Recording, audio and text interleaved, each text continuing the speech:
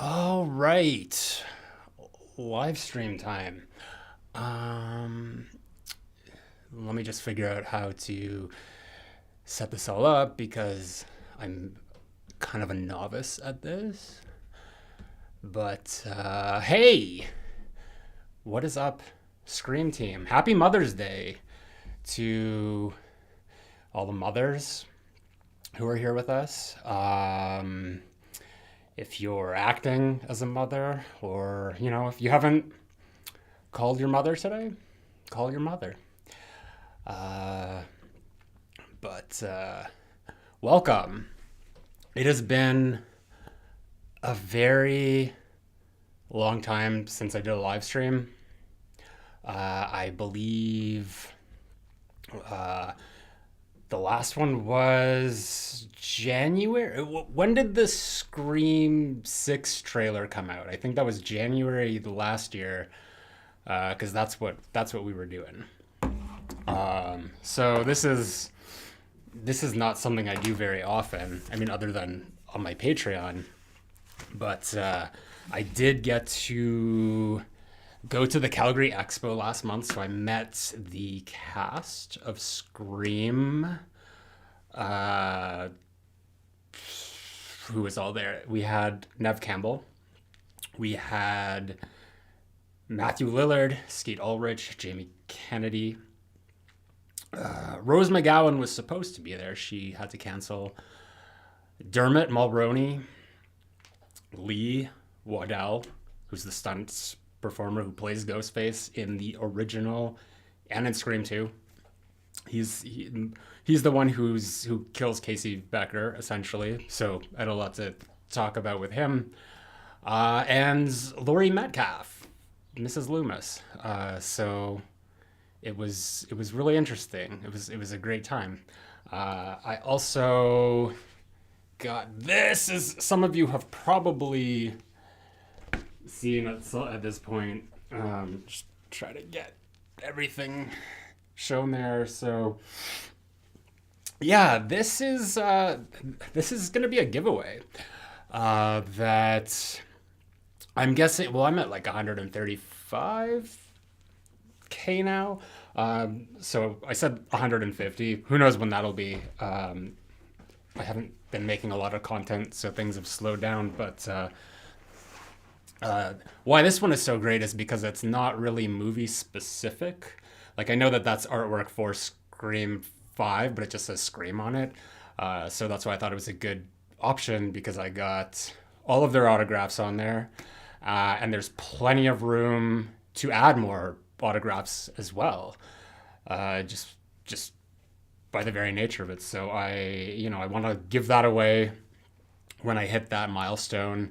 And a lot of people were asking, like, why would you want to give that away? Like, keep it for yourself. And honestly, I'm, there's certain things in my life, like just material things that I really hold near and dear to me, just like little possessions that I own. But with something like this, like it's beautiful, and it does have a lot of value to me. But the value that I got from that experience was being able to meet them. So the autographs were just kind of secondary, and I think that someone else is going to appreciate that a lot more, and they're going to be able to own that and take that to future conventions and get even more autographs from characters in all of the movies. So that's really awesome. It's special to me to be able to give that to someone. So once we get there closer to 150, I'll figure out how that's going to go down because I don't want it to just be a random thing. I'd rather give that to, someone who's been with the channel and has been watching and supporting for a while. So I'll have to figure out a way to do that so it's more inclusive to people who are actually involved rather than someone just popping in and being like, yeah, I want a poster. But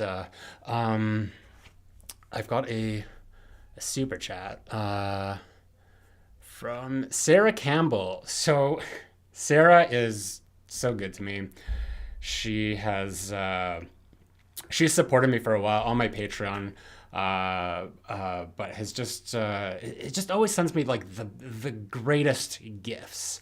There's a ghost face hat, which I don't have on me right now.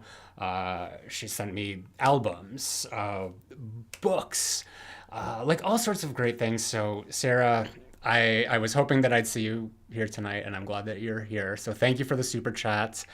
I just wanted to say hey and show some support. So thank you very much for that. And for everyone else, I'm gonna try to answer as many questions as possible. Obviously, we're gonna talk about Scream 7 at some point because there's a lot to talk about. But if you want to get your questions specifically answered, if you send a super chat, it highlights it so I know to look at it. Otherwise, I'll just go through them and try to answer any ones that I can. But yeah, I just wanted to talk about the experience at the Calgary Expo first because I'd never been to a convention in my life. It was the first time for me, so it was quite an experience.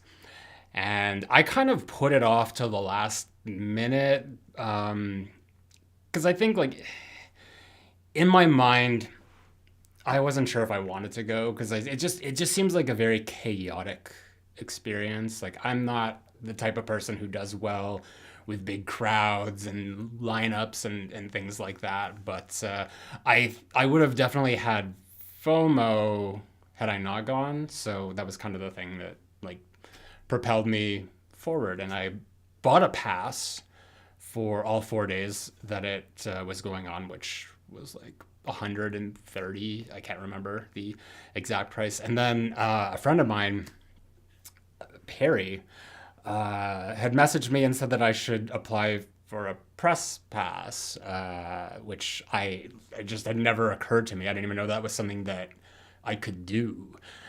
So I looked on their site, and sure enough, there was an application process for content creators, media outlets, and content creators. So I had, with a week and a half before the event, had put this application in, which I don't think that they really let you do that because they kind of want you to do it at least a month in advance. But, I told them who I was and just my channel and all that. And they were, pretty happy to just like get me in there at the last minute. So that was pretty awesome. And that's free.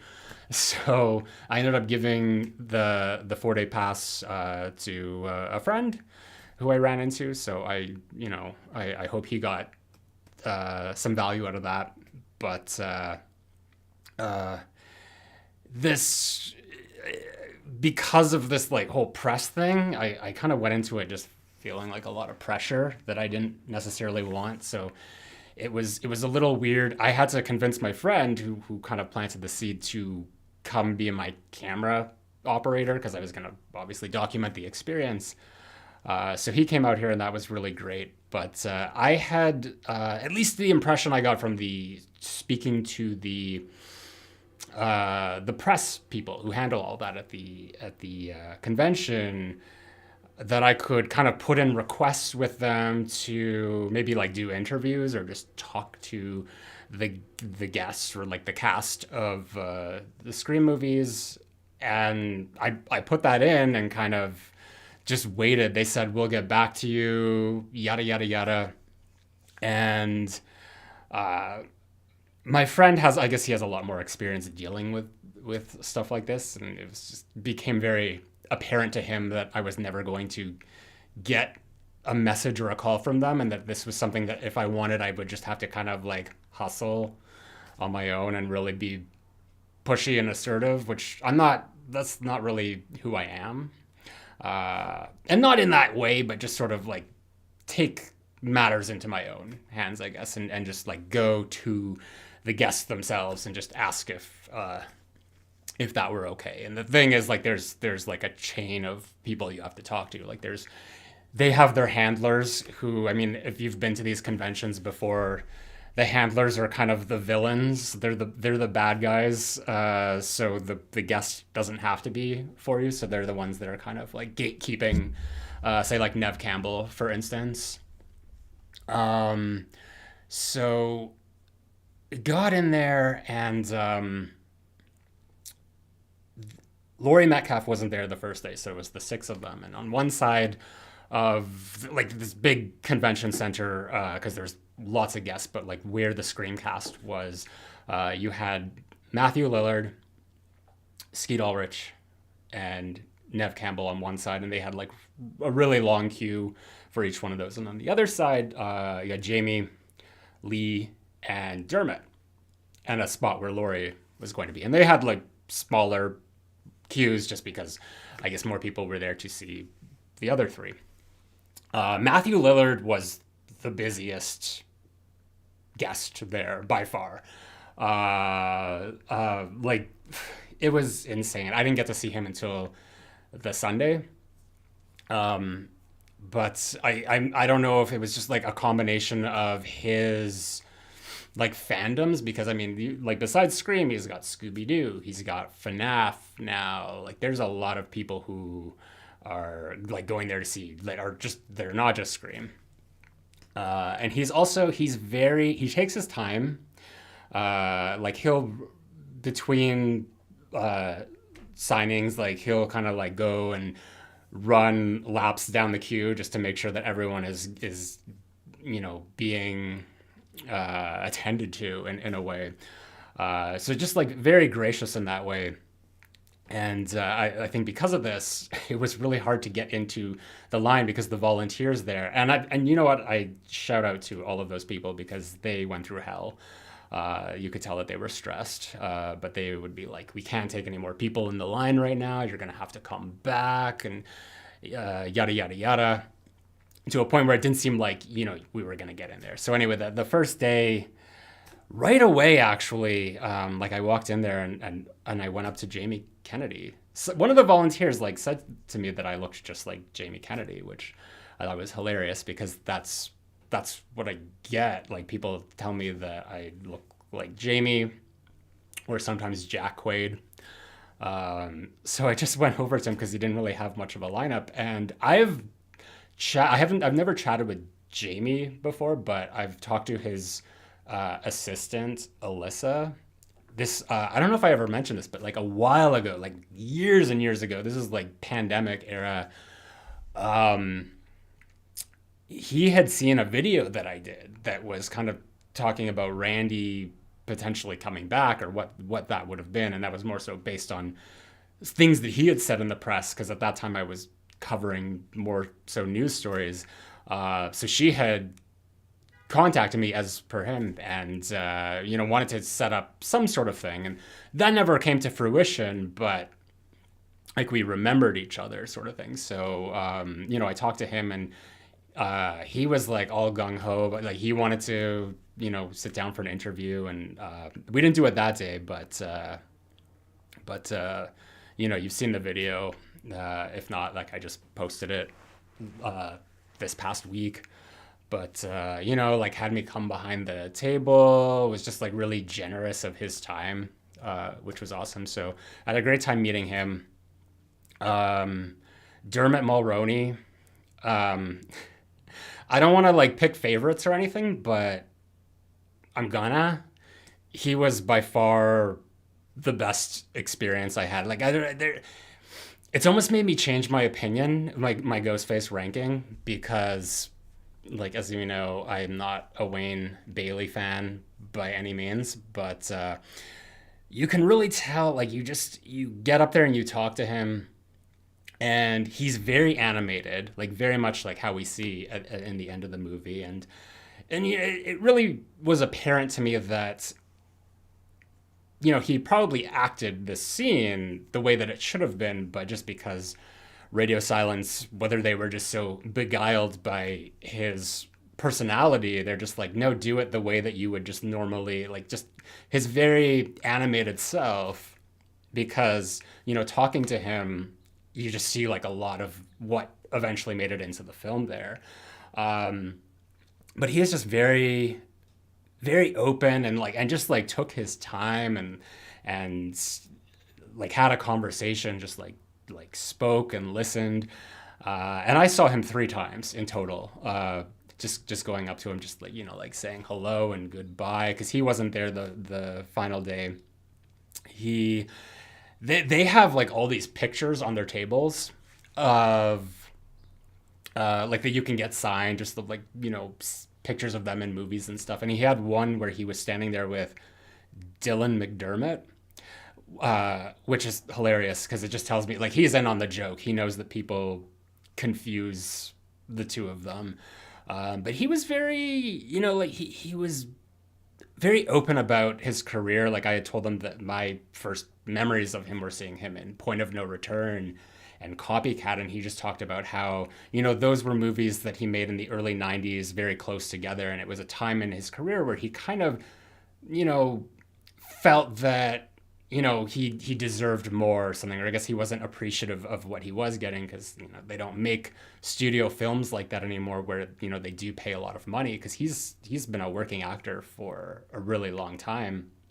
So he kind of looks back on those, just very appreciative that he had that opportunity, but also to know that, things in the industry switch a lot, and that, had he gone back then, he might have had a different perspective then, which he does now, which, I thought it was pretty cool. It's like, it's just like meeting these people and just like seeing like the human behind the character. And just, I don't think like, and they all were like really awesome, but I think with Dermot, I just felt like, this is like so ridiculous to say, but I feel like him and I are friends now, with like the limited time that we spoke. But he had a picture of Ghostface from Scream 6 with the shotgun in the bodega, and I asked him if like that on his table was confirmation that he was the killer in the bodega scene.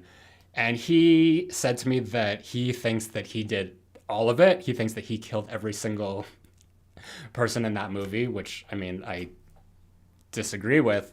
But he had theories about it. I asked him, and I recorded this.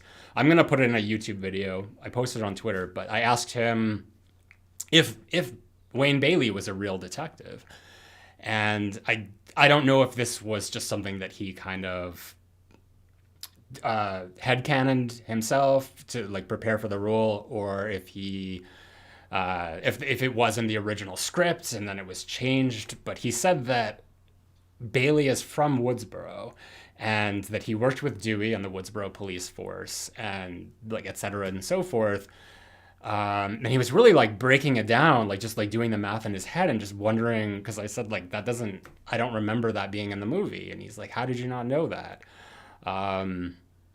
So I guess he came to the conclusion that it was taken out of the movie, but he did agree that Wayne Bailey is not his real name. It's like Bailey is not their actual names. And he said that it would be Kirsch. So, you know how I love to get the proper canon. And I asked him what he thought his name would be, like his real name, and he said that it was Stephen Kirsch. So that was pretty awesome. So anyway, love Dermot Mulroney. I talked with Lee Waddell. I did an interview with him. I'm gonna post that on YouTube here as well.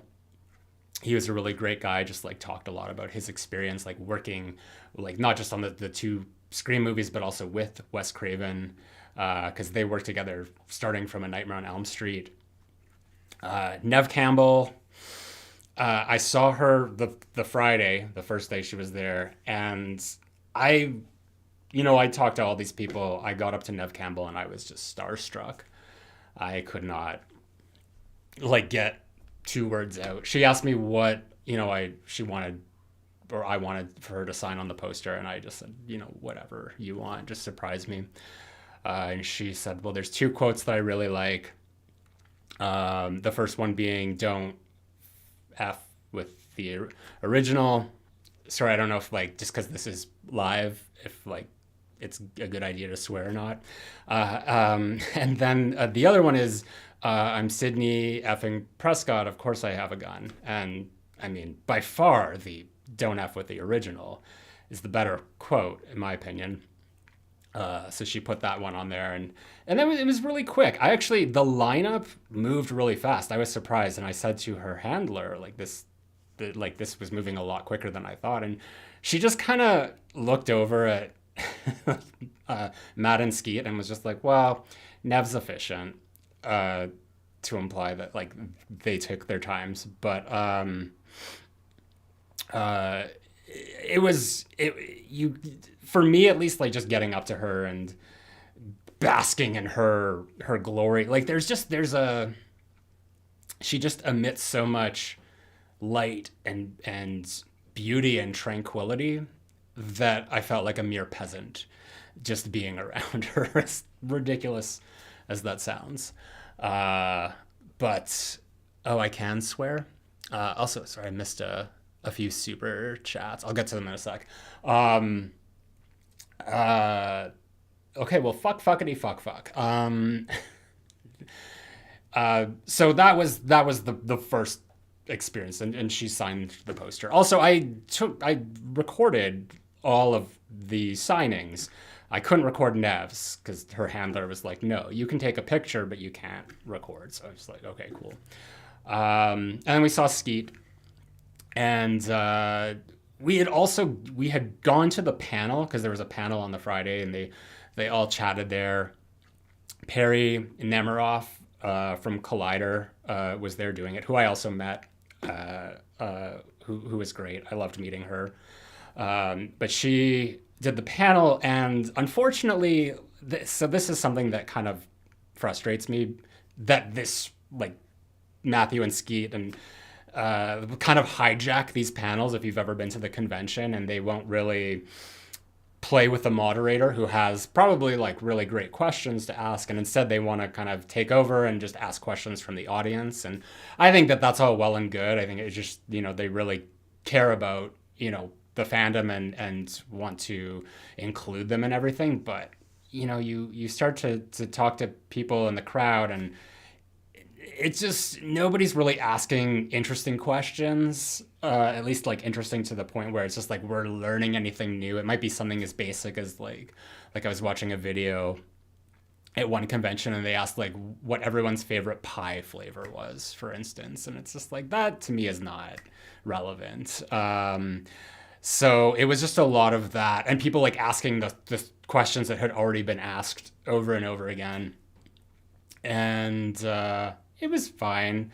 There was like someone dressed in like a big Pikachu thing, and Matthew ran over to them and was trying to like hear what she had to say, which was a cute moment. But Skeet had said something, like really profound that I connected to, because he was just, someone had asked about, just being like a creative, and just sort of like the drive to kind of keep going, and just like, if it doesn't work for you the first time, and like how much do you kind of like at what point do you stop? And he just offered like a lot of encouragement to people in the crowd, and just talked about how lucky he was, and that they all were to be in that position. So when I did finally get to meet him, I spoke to him because I'm as I might have mentioned this before, but like I'm working on a screenplay with a friend of mine, Eric, and this is a movie that's gonna be made. We're gonna make this movie. So, I talked to him a little bit about that, and just like, what that meant to me for him to like have actually said that. And we talked a little bit about it, like who killed who, which I thought that like he would be it's just like, oh, this subject. But, he was like, no, I think it's great. So, he was really good about that. And at the end of it, he just, gave me a big hug, which he gave like everyone a hug. So Skeet was another one that was like, really great to meet. And I didn't meet Matthew that day. Saturday, I don't really remember. I didn't sleep at all like the Thursday night. So I was just a zombie that first day. But Saturday, there was a panel with Laurie Metcalf. she didn't. Nobody really talked to her about Scream 2. Like there was a lot of like Roseanne stuff and like Big Bang Theory and her work in theater. But I did meet her, and she was really great. She said to me the first thing out of her mouth was just, "Didn't I have the best reveal?" And I agreed. I truly think that she did have the best reveal. And I told her that she was an LGBTQ icon, which she is, and I don't remember what else. It was like it wasn't like it was a fast experience, but no, I told her that's the thing. Like you get up there and you don't really remember a lot of what it is because like I'm probably standing there and just like gushing and just being like, oh my god, you were so great, and they're just like smiling and being like, oh yeah, thank you, because like you get up there and you just turn into like a big fan boy girl person, and it's probably embarrassing to watch back. I have the recordings of them signing it, so I don't know how I feel about that, but let me get to some of these super chats. Amethyst Frost, another Patreon supporter of mine. Thank you, Amethyst, for showing up here. Zach's Patreon Scream team representing. Amethyst Frost. Also, I always forget because it's I have this channel and I have the podcast channel, the Cherry Picker. So I mean, if you don't know about that, because sometimes I don't really promote it all that much, but I do have a podcast which you can listen to. You can also watch. Like all the episodes are there. I do it with my friend Eddie, and essentially we just talk about a different horror movie every time, and then by the time we get to the end, the gimmick of the podcast is deciding which character deserved to die the most. And Amethyst Frost is kind of the information keeper of all that. He has made a chart that is connected to the YouTube page that just has all that information. So, I mean, if you haven't listened to the podcast yet and you're not sick of listening to me at this point, go check it out. Go over there, subscribe. The Cherry Picker. It's linked in this thing wherever on the YouTube page. Joe Lorio, thank you. Hey Zach, love your videos. Always can count on you for some greatest horror content. What were your thoughts on Chucky season 3? Oh, Chucky season 3 was probably my least favorite season of the 3 that they've put out so far. This might have a lot to do with the strike and just like how everything kind of got sidelined for a while. But it did feel a little disjointed. My biggest complaint is that every time the kids were there, I just lost all interest. So like the Devin, Jake, Lexi of it all. Anytime like Chucky or Tiffany or Devin Sawa and like all the different characters he played, it was really fun, like really dynamic. But I don't know what it is. It's just like it's almost like when it comes to Chucky, like the stories, like maybe they're just too old now. Like when they were younger, it's like younger kids, that's interesting, or adults going up against Chucky. I don't know. We like when I'll probably have a better idea when I watch it again and we talk about it on the podcast.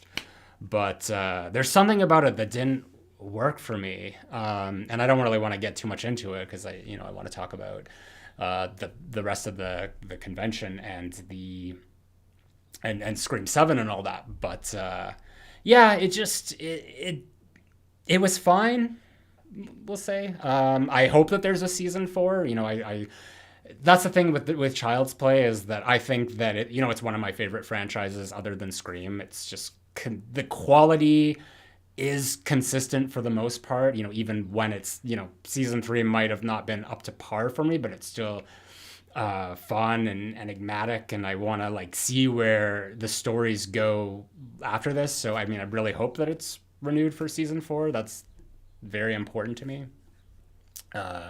Garrison, happy Sunday, Zach. Happy Sunday to you as well, Garrison. Another one of my Patreon Scream Team supporters. Thank you for showing up. Okay. And then C. Shipley. Thank you very much for that super chat. I think I'm all caught up there. Anyway, so we back to the convention. My friend and I, we did a little bit of, we were trying to do like crowd like videos of just like getting people to come and chat with us, and that was kind of difficult because you'd go up and be like, hey, do you want to talk about Scream for YouTube? And most people were just like, no. But there were a few. I ran into some people who recognized me, which was very humbling. It was all nice encounters. Trying to remember. Shout them out. Tyrell, Dane, Chris. Chris, he wanted me to shout out his sister, who just found out that she was is pregnant. So congratulations. Sorry, I forget her name, or maybe he didn't tell me, but it was just so nice to kind of meet people in person, like, because that's never happened to me before. I don't like, I go out in public and I don't think that I'm ever like recognized, but if there were other people that recognized me, maybe they steered clear or what, but it was nice. I was happy to have met some people, and even meeting new people who didn't know about the channel. But we'll see if there's like enough content that I can cobble something together of just meeting people and hearing about like their favorites of the franchise, because I did get that. Sunday, because that was like the last day, it was like the last opportunity to meet Matthew. But I did come back, and I made these Lego minifigures of the characters a while back, and they were just like sitting in a drawer, which I thought were like pretty good. Like I put a lot of detail into them. So I kind of went back to everyone and just like gifted them. So like, Jamie and Laurie.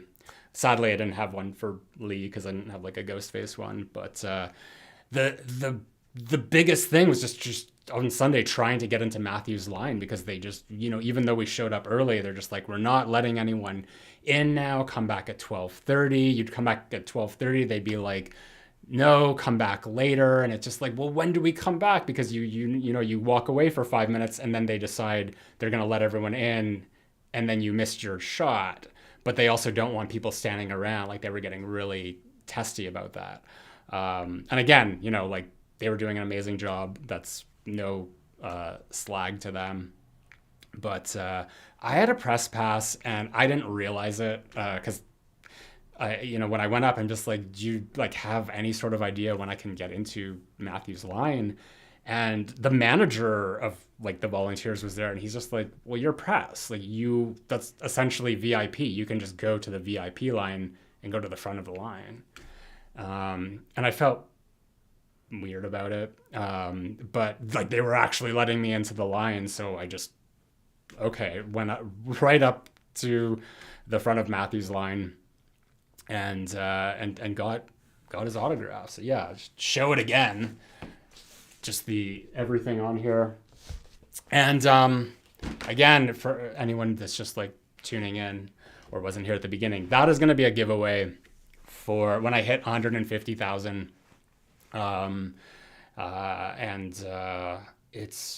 There's plenty of room to get more autographs on it in the future. So we'll figure that out when we get to it. But I talked to Matthew.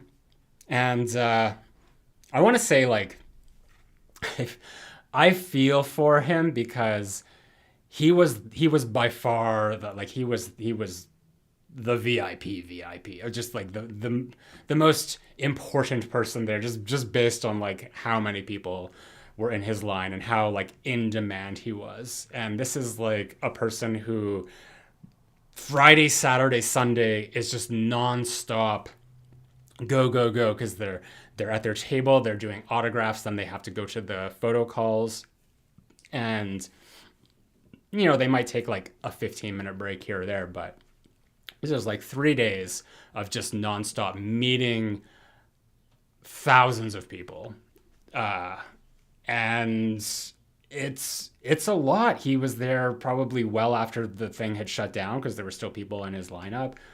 And I remember when I worked in a nightclub, and on like big events and stuff where we were there for like 13 hours, just like long weekends and stuff, and just how it was like nonstop, just like interacting with people, and especially for someone like me who just my battery gets drained socially very quickly, like how difficult that could be for a celebrity, just kind of meeting people like constantly in this queue. So I didn't really feel like I got the same experience with Matthew that I did with everyone else, where it just kind of had that opportunity to kind of like chat with them and like for them to listen. But I mean, I'm so grateful that I got to see Matthew, and that he was so busy and just like able to get in there. But I gave him his Lego thing. I told him how much I loved 13 Ghosts, and he told me I had terrible taste in movies. And he hugged me, and that was that. But just because I had this press pass, I'm like, okay, now I can like go back to Neve and Skeet and give them their present. So I did that, and I went back to Neve. And this time I kind of like, I had got all that out of my system. So when I talked to her this time, it was much easier. And I told her I was very starstruck the first time I met her. And again, like very similar to like talking to Laurie, I'm sure I just was just like, oh my God, blah, blah, blah, blah, like, you're so great.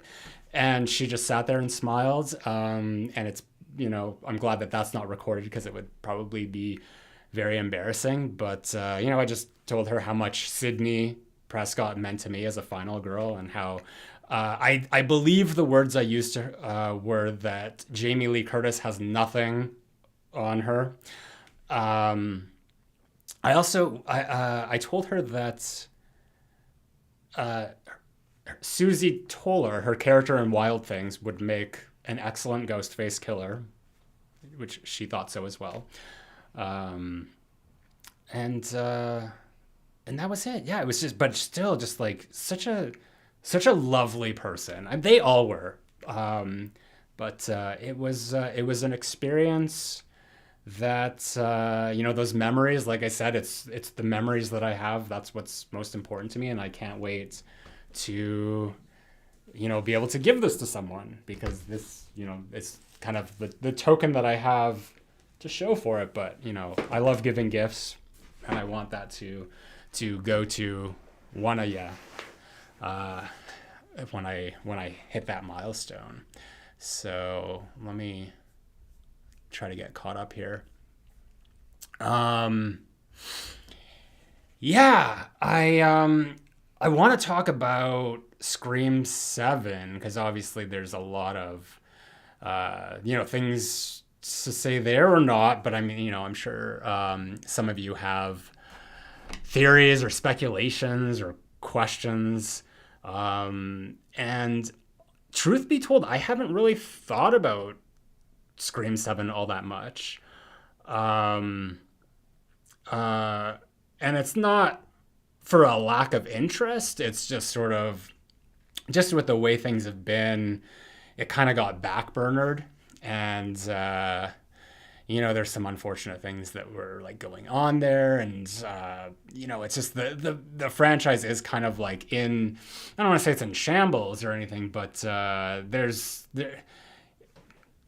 either way you slice it, there's people that are disappointed. And I think that that's very unfortunate. But this movie is happening, and I want to start getting excited for it again.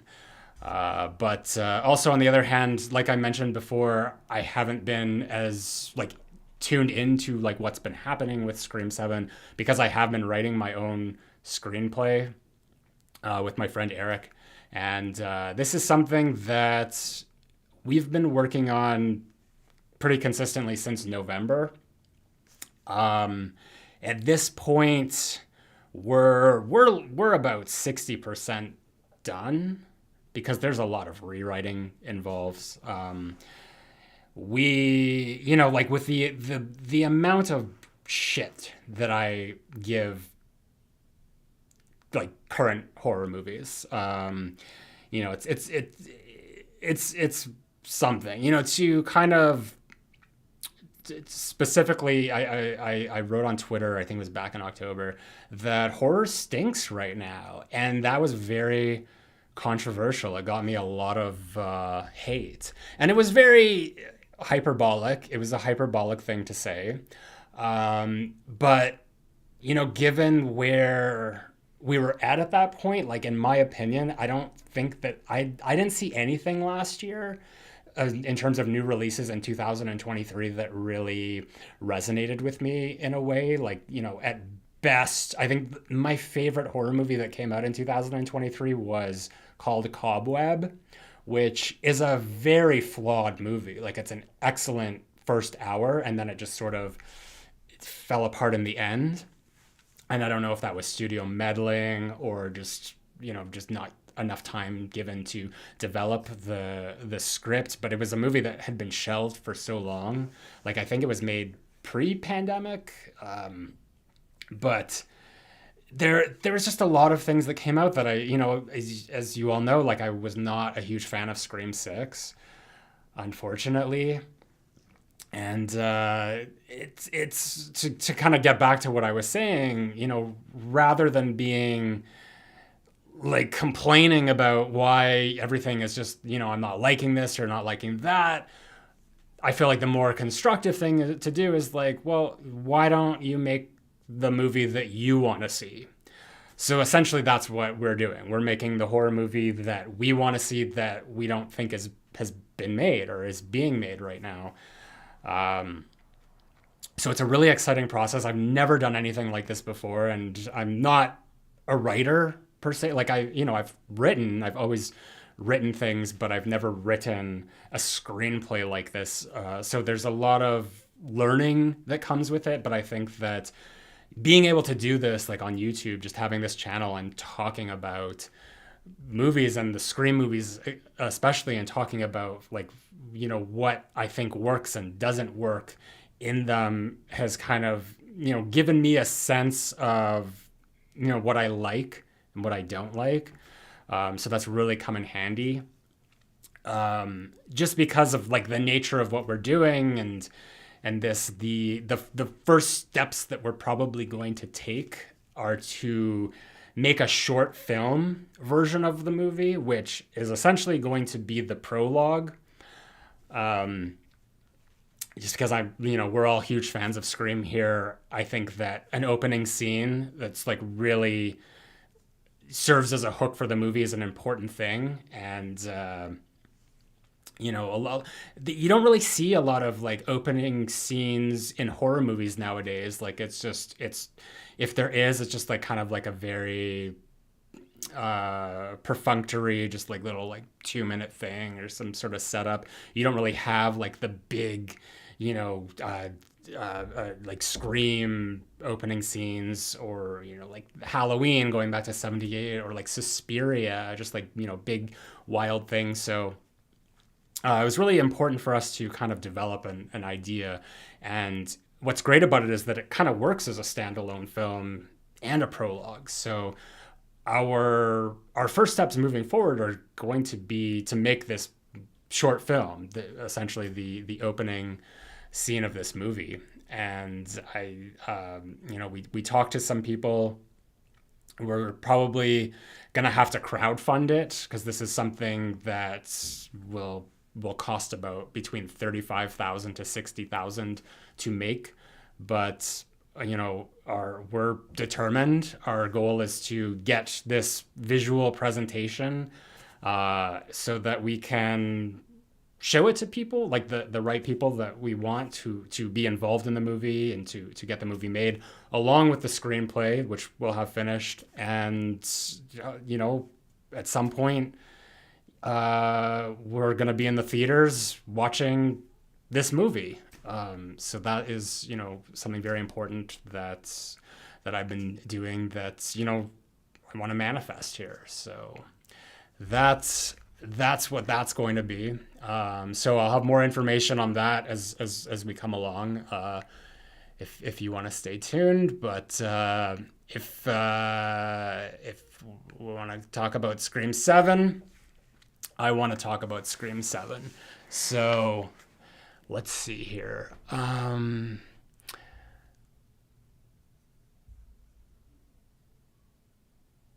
Sebastian, I trust Kevin as a director more than radio silence. So that's a good jumping off point here, because obviously we know that Kevin Williamson is going to be the director here, which was kind of, I'm still not sure how to process this, because Kevin Williamson directed one movie in his career. And this, just even in terms of like directing credits, he has one credit, and that is Teaching Mrs. Tingle, which is not, just speaking from my own opinion, it's not a good movie. He wrote and directed it, and I think that, a lot of that probably comes down to studio meddling. Once again, like we're talking about Dimension Films, we're talking about the Weinsteins, and there was a lot of meddling that went down in that day. So it's a concern for sure that you haven't directed since 1999, so 25 years ago, and now we're jumping back into this. But at the same time, he's had a lot of experience working in the industry since then, a lot of it in television. But being around other creatives, you start to cultivate certain skills. So I don't want to write him off as someone who's not capable of directing this. My biggest concern is the fact that he is not writing it, because I think that if he is directing it, he should also be writing it. And I don't know why Guy Busick is still involved. I'm assuming that it's contractual, and I don't want to shade anyone. It's hard work to make a movie. It's hard work to write a movie, like all of these things. And Scream 6 and parts of Scream 5 are, low-hanging fruit for me. I've been very critical of certain things, but I do think that in Scream 5, I think that the strongest aspects of it were the writing that was done for the original trio, so like Sydney and Dewey and Gale, because I came out of that movie just really, loving everything that they did with Sydney, just, feeling very empowered by that. And I know that, I do have some minor quibbles about, just logic things that just don't make any sense. But if the strongest parts of the writing for me were what they did with Sydney, at least, that's maybe a good sign if this is a Sydney-centric movie. I don't know if it's a Sydney-centric movie. It is, as far as I believe. Everything that I've read has kind of insinuated that she's kind of front and center here. Bye, Zach. Have a good night. Have a good night, Carl. Thank you for stopping in. I wanted to try to do this at a time where people on either coast would be available, and hopefully people across the pond. I know it's pretty late there. So yeah, that's an interesting aspect of it. It's just Kevin not writing it, because I would probably, if I was the studio, just be no, we're getting Kevin in it to write and direct, and let's buy Guy Busick out of his contract. But clearly there's someone is confident about anything, and I know that Neve Campbell would not return to the franchise, like she said this before, unless she felt that the material that she was given was respectful to the character. So, we'll see how that goes. The best thing about Scream 5 is that it roughly follows the formula. Scream 6 went out on a limb, but couldn't tie it all together. Yeah, I mean, I think the thing with Scream 6 is that it follows the formula, not necessarily the formula, but maybe the template of the sequels. But it's homaging the wrong things, we'll say. What's your movie about? Is it a slasher? It is a slasher. I have to be careful about what I say here. It's a slasher, like suspense slasher, mystery. Definitely mystery. I'd say that the three, I mean, just in terms of like directors and their works, who are very big inspirations here, would be Alfred Hitchcock, Dario Argento, and Wes Craven. I think that's just in terms of like the essence of, like stories that have been told that we want to capture are there, but it's a wholly original concept. And that's all I'm going to say because it's top secret. But thank you for asking. And that was Cosmic Urgency. Scream 6 is easily my favorite. 5 is my third favorite. I mean, if you like it, that's great. It's just not mine. But I don't hold it against people. Like, that's the thing.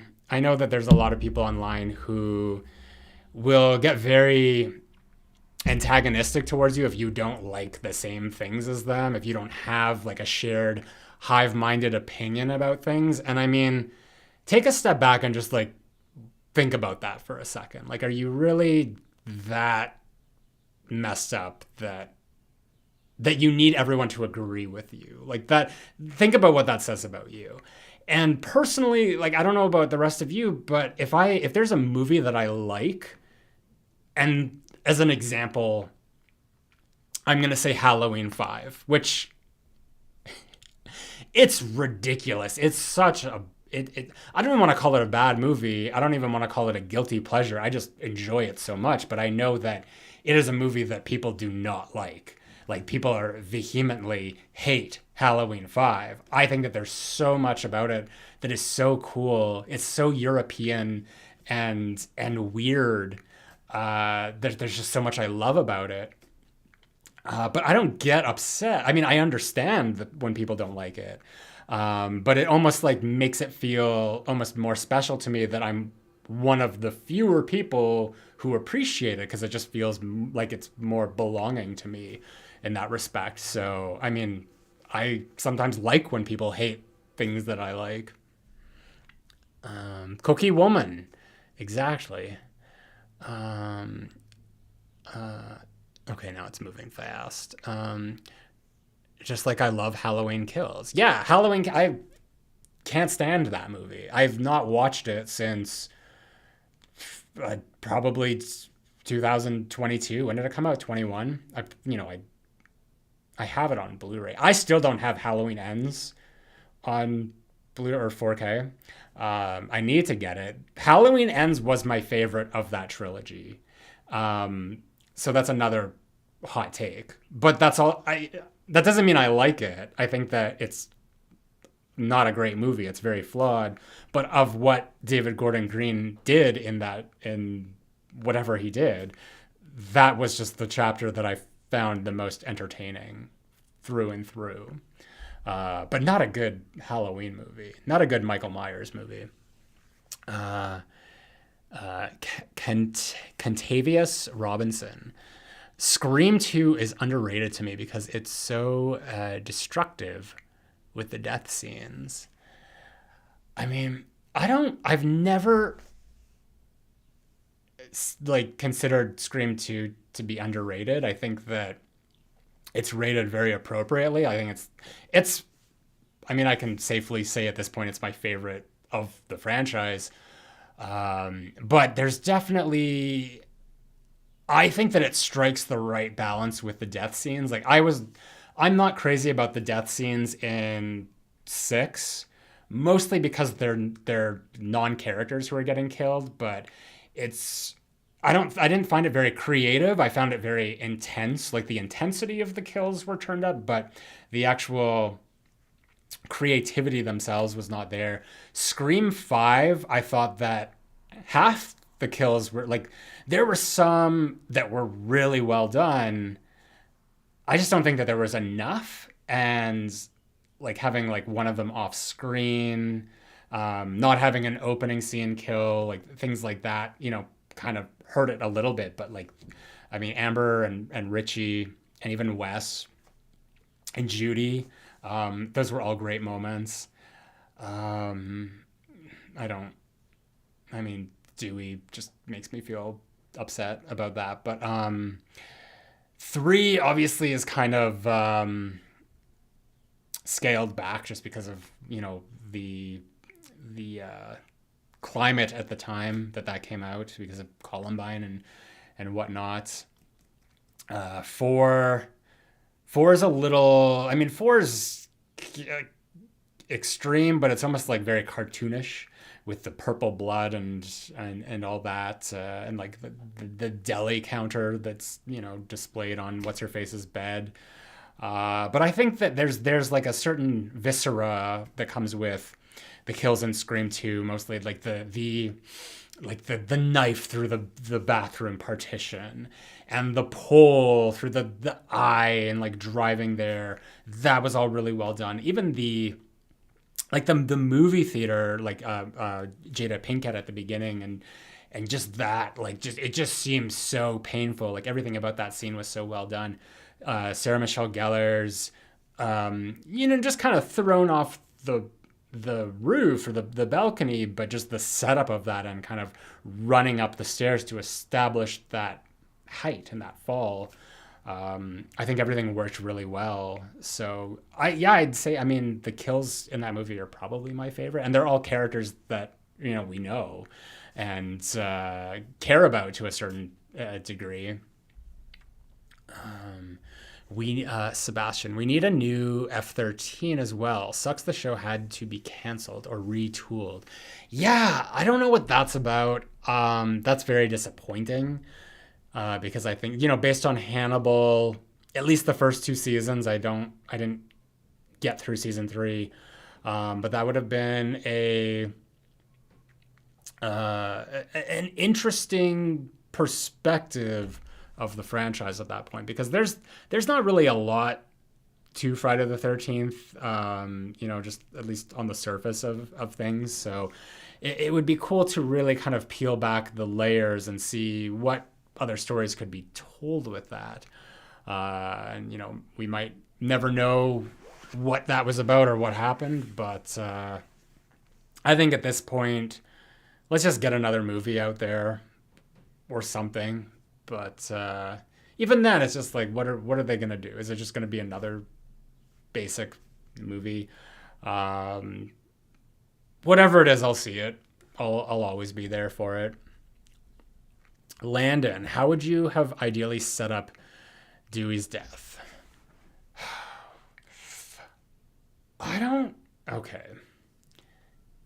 Here's the thing with that. I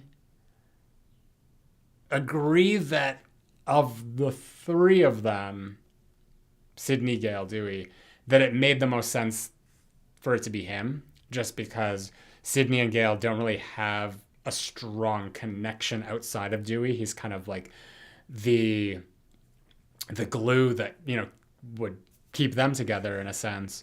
So him being killed off would affect Sidney, and it would also affect Gale, so it would give them more of a reason to kind of unite. Whereas if Sidney died, like that would be awful for Dewey. Gail, not to say that she wouldn't care, but it would just be like a, at that point, like, oh, bummer. And vice versa if it was Gail that got killed off. Because I don't think that they've never really been close. They've kind of like evolved over time, but I think that this tragedy has been the thing that kind of propels them forward. I mean, it's hard to say. I mean, I could take Scream 5 and rewrite that, like, like look at a script and just like change the things that I, think would be changed to make it better while still like keeping the basic foundation, like not changing it too much, or at least not changing like who dies or who the killers turn out to be, because I think that, in fairness, it should just be left the same. But there's just something so telegraphed about Dewey's death. Like it didn't come as a surprise, really. And I think that the fact that, we see him like, oh, you gotta shoot him in the head, going back and just doing that slow walk down the hallway. It's just like, oh, I know where this is going. And I guess being distracted by something as simple as like the phone ringing, for then Amber to like jump up and stab him. Like I think that kind of undermines him as a character, just in terms of his intelligence and what's the fuck, I'm just trying to think of his monologue in Scream 2 of just like his skills, his abilities. How do you know that my dim-witted inexperience isn't merely a form of subtle, you know what I mean.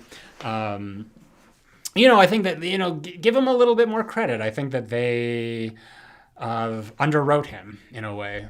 So that's my take on that. For something Scream 7. No one's I thought that there would be a lot more Scream 7. Unless I'm not seeing. Matthias Eggerman. H2O would be better if it wasn't a Halloween movie. It's too much not Michael Myers, more a Ghostface style of killer with dots of Michael. Yeah, I mean, it doesn't have the Halloween vibe. Ryan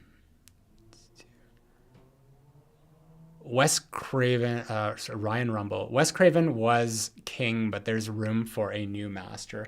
I mean, there's always room for new talent. That's the thing. Like, there's so many like creative people out there that aren't getting opportunities because, the Hollywood system is just more concerned about just recycling bullshit and, like hiring people on contract to just put these movies out there.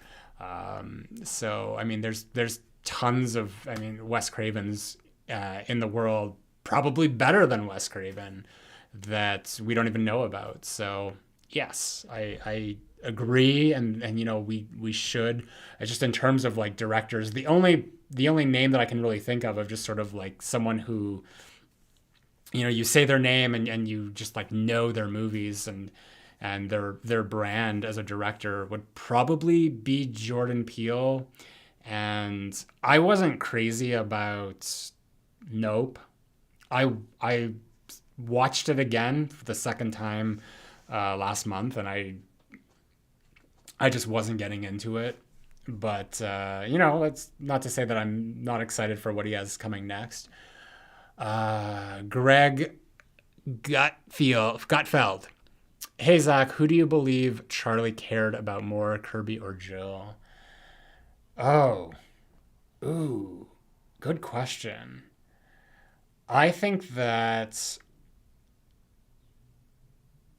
based on, like, the decision he makes, probably... I don't know if it's a necessarily, like, who did he care about, but, like, which decision, like, probably hurt him less in his mind, which would be to take care of Kirby and then go off with Jill. Charlie is a very nuanced character that, I mean, up until very recently has just kind of been dragged as being like this like terrible Ghostface killer and not all that. And I mean, I understand that, and I agree to a certain point. Like, he's not as interesting as, you know, some of the flashier ones. Like, he doesn't really get a moment, and he is kind of undermined in the fact that he's easily duped. But I mean, there's a lot to him that is explored. So I feel that they did present him in the best possible way that they could, or at least like Wes Craven showed us that version. Where I like compare him to someone like Ethan in Six, who we get this sort of this idea that he's got this least favorite child syndrome, or what would you call it, where he's just clearly, it's just like, dad loves Richie more than me, and no matter what I do, I'm not going to live up to the memory of my older brother. And it's just sort of, it's hinted at, but they don't do anything with it. It's just an idea that's there. And like, that's why at the end of the day, it's like, it's such a nothing character. It's such a nothing Ghostface killer, because we don't get to explore any of that. It's not, it's like the setup is there, and there's no follow through. So, you know, went off on a little tangent there. General audience, nope, was original. It was original. It's really long and just not paced in a way that I couldn't understand what was going on either. That was another thing. Like, the characters really mumble a lot in the movie. So I had to turn on the subtitles to understand what was going on, and I still couldn't understand. Just like, there's a lot of exposition of what they were doing, and I couldn't put it together. I'm not gonna say it's a bad movie. There's elements to it that I really like. I just don't think it was a movie for me. And I really loved Get Out and Us. In a Regime, in a Violent Nature is where did it go? Sure. Is a new film where we supposedly see the killer's POV. Yeah, like, it looks like an over the shoulder, sort of like a Jason Voorhees or Michael Myers thing, and he's just like, it's just walking around like killing people.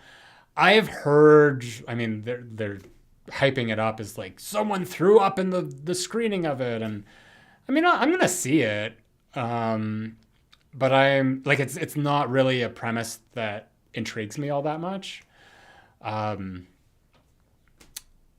already, okay, I just want to segue into The Strangers Chapter 1, because that premiere happened, and the feedback that I've heard, just the critical response, has not been all that great.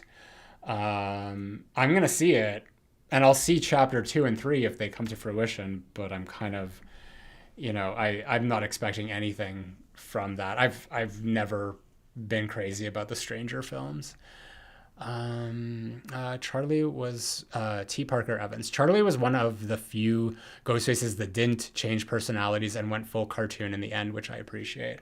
I think that most of them don't change personalities. I think the only one that really changes personalities is, I mean, the killers in 6. Really.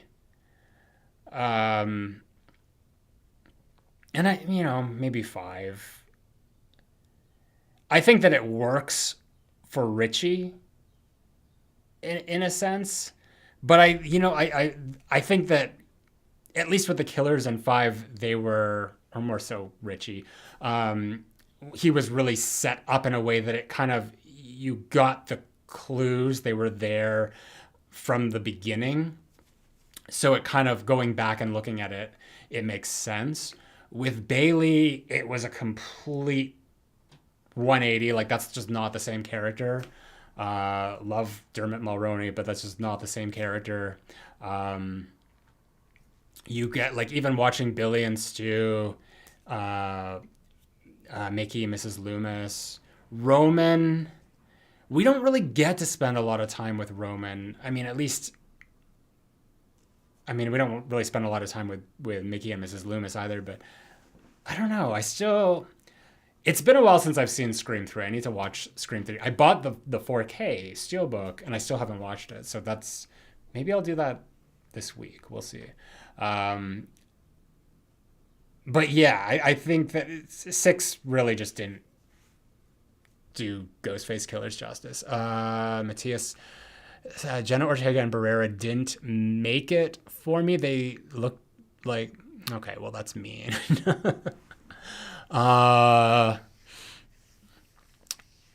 No movie has Slave to Leia. No movie has scared me more than Strangers. Yeah, I mean, I love the concept of home invasion. I just find that I prefer the sequel. We covered it recently on the podcast, the Cherry Picker, but I prefer it. It's not, I don't like prefer it like a lot more, but I just prefer it. Landon, who was the most obvious Ghostface in your opinion? I mean, let's just take Scream 6 out of the equation here. I would say Mickey and Amber were both very, very obvious. More so Mickey, because I feel like he was more integrated into the story, into the characters. Where it's just like, I don't think that the use of just like where the characters would show up in Scream 5, it felt kind of inconsistent. Like the friends just disappeared from the movie for such a long time. But yeah, Mickey just always had that vibe. It's just like, yeah, I'm the killer. And Scream 6, here's the thing. I was spoiled by the leak. Well, I was spoiled because someone commented on the leak and said that it was Bailey and Ethan, because the video just showed his unmasking, Ethan's unmasking. But then the comment that I read was just like, and Stu's, they're relatives of Stu, and he's the mastermind. And that didn't sound right to me, but I kind of, from there, I went and I just watched the video because at that point, I wanted to see it because it had been spoiled for me. And the thing is, I didn't know who the third Ghostface killer is, but given the fact that Bailey is the father of Quinn, or whatever it was, because I don't think it was implied that might have been that Ethan was the son, but whatever the case was, I knew it was going to be Quinn. Like there's no way that the third killer wouldn't have been hers. And when I went to the theater and saw Scream 6, the first viewing, and Quinn brings up the very obvious detail of just like, my brother died last year. It's just like, oh, she's the killer. Richie is her brother. These are Richie's relatives.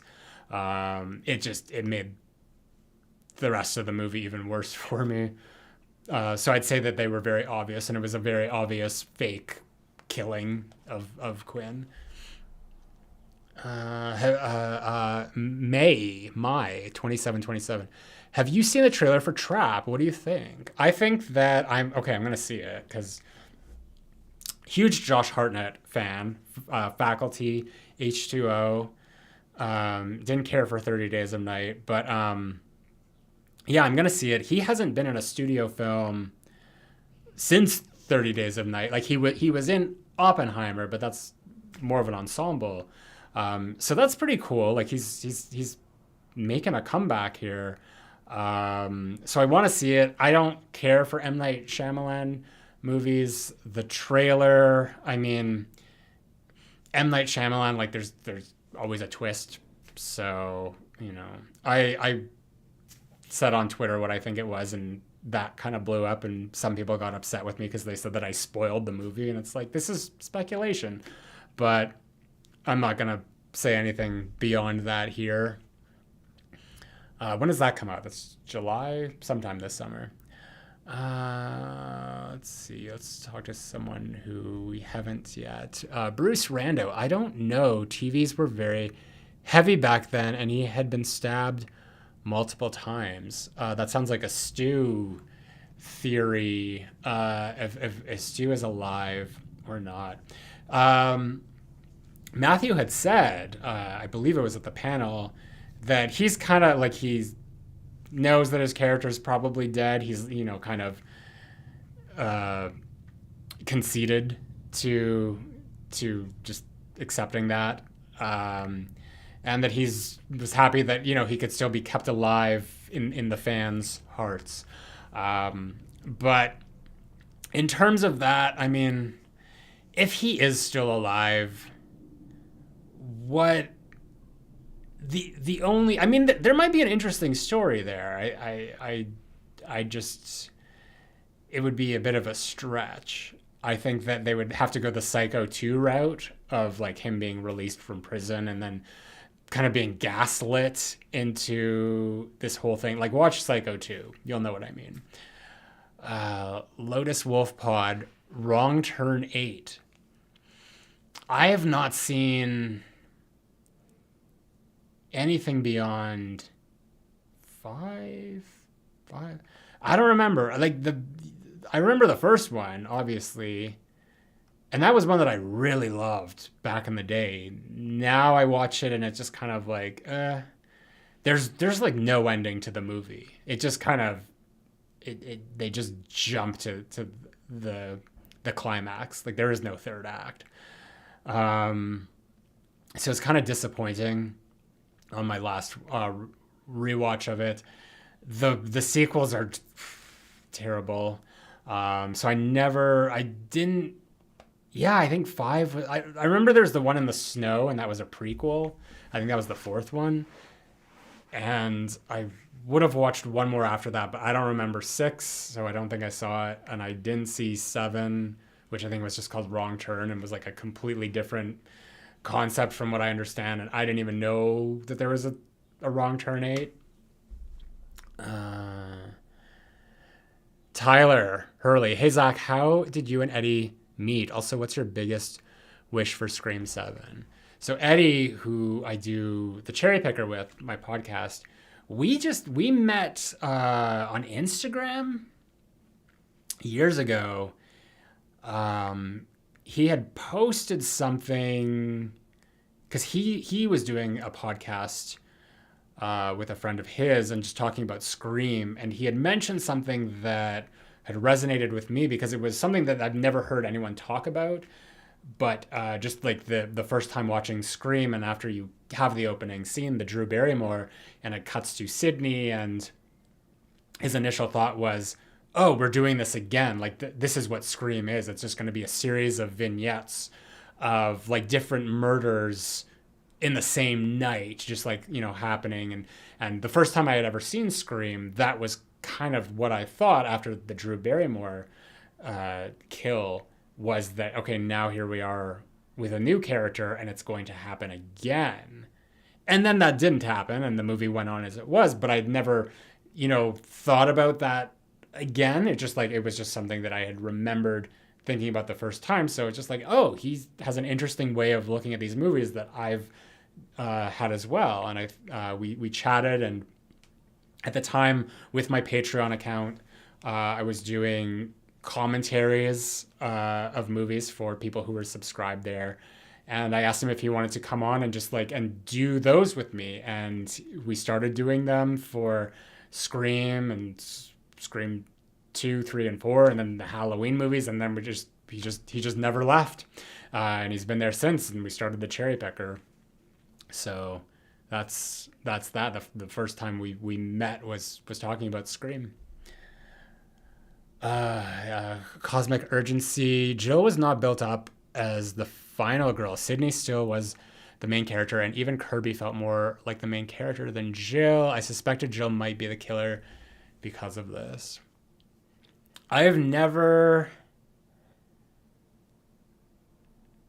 I mean, that's the thing. Like, the first time I watched Scream 4, or like really any of them, I'll think about like who could the killer be, but it's like, hindsight is 2020. You go back and you can watch it over and over again and watch scenes and pause and rewind and stuff, and you can get a better idea.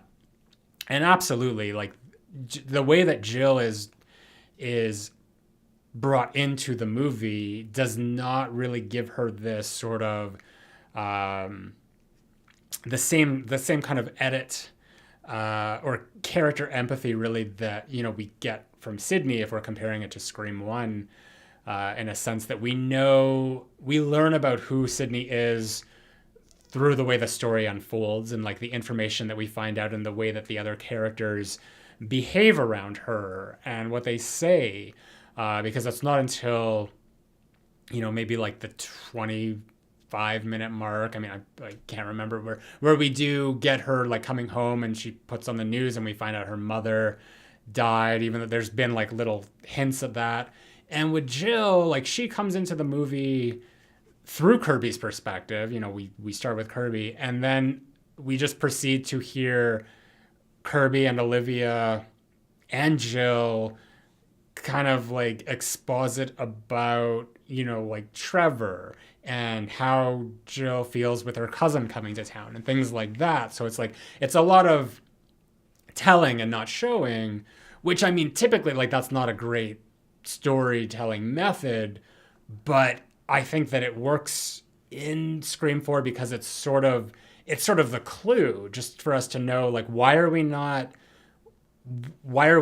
connecting with Jill as a character in the same way that we would with Sydney, in the sense that we're not in her experience, we're just observing her. Whereas like in Scream 1 and Scream 2 and Scream 3, when we have Sydney there and all this is happening to her, we are feeling everything that she's feeling just because we're with her. We're experiencing the story as it unfolds.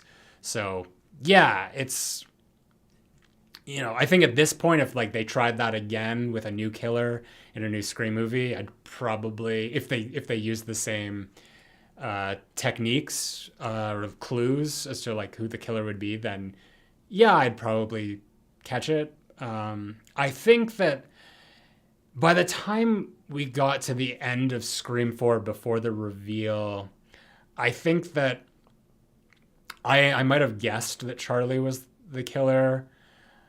When the whole thing was going on with Kirby on the phone, and just like, oh, this is the twist. It's like he's gonna stab her when she unties him, and it was just the question of who is the other killer. And at that point, the only people that were left who were like in the vicinity of the house, because we know that one of the ghost faces had subdued Charlie and tied him up in the chair, it was either Trevor or Jill. And I think at that point, like cognitively, just because we had not seen Jill in such a long time, or just like whenever she did show up, it was just kind of like more so expositional and like, oh, the killer is Jill. But it was like, it was a realization I made literally like seconds before the mask came off. So I hadn't thought about it in the movie proper. And the same thing with Richie and 5. Like I had a feeling Amber was the killer, especially because of the bruise. The friend that I saw Scream 5 with, he even said like, Amber's got like a huge bruise on her collarbone. I'm like, oh, okay. So, I figured it was her for the rest of the movie. And then it wasn't until after Richie had been shot and he was hobbling down the stairs to get the knife, and I'm like, oh, no, he's the killer. So there's that.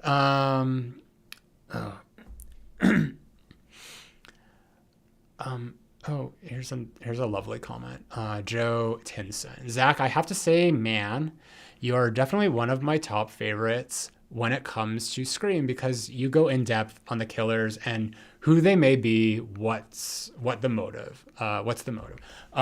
Thank you. I really appreciate that. And I mean, the Ghostface killers are my bread and butter.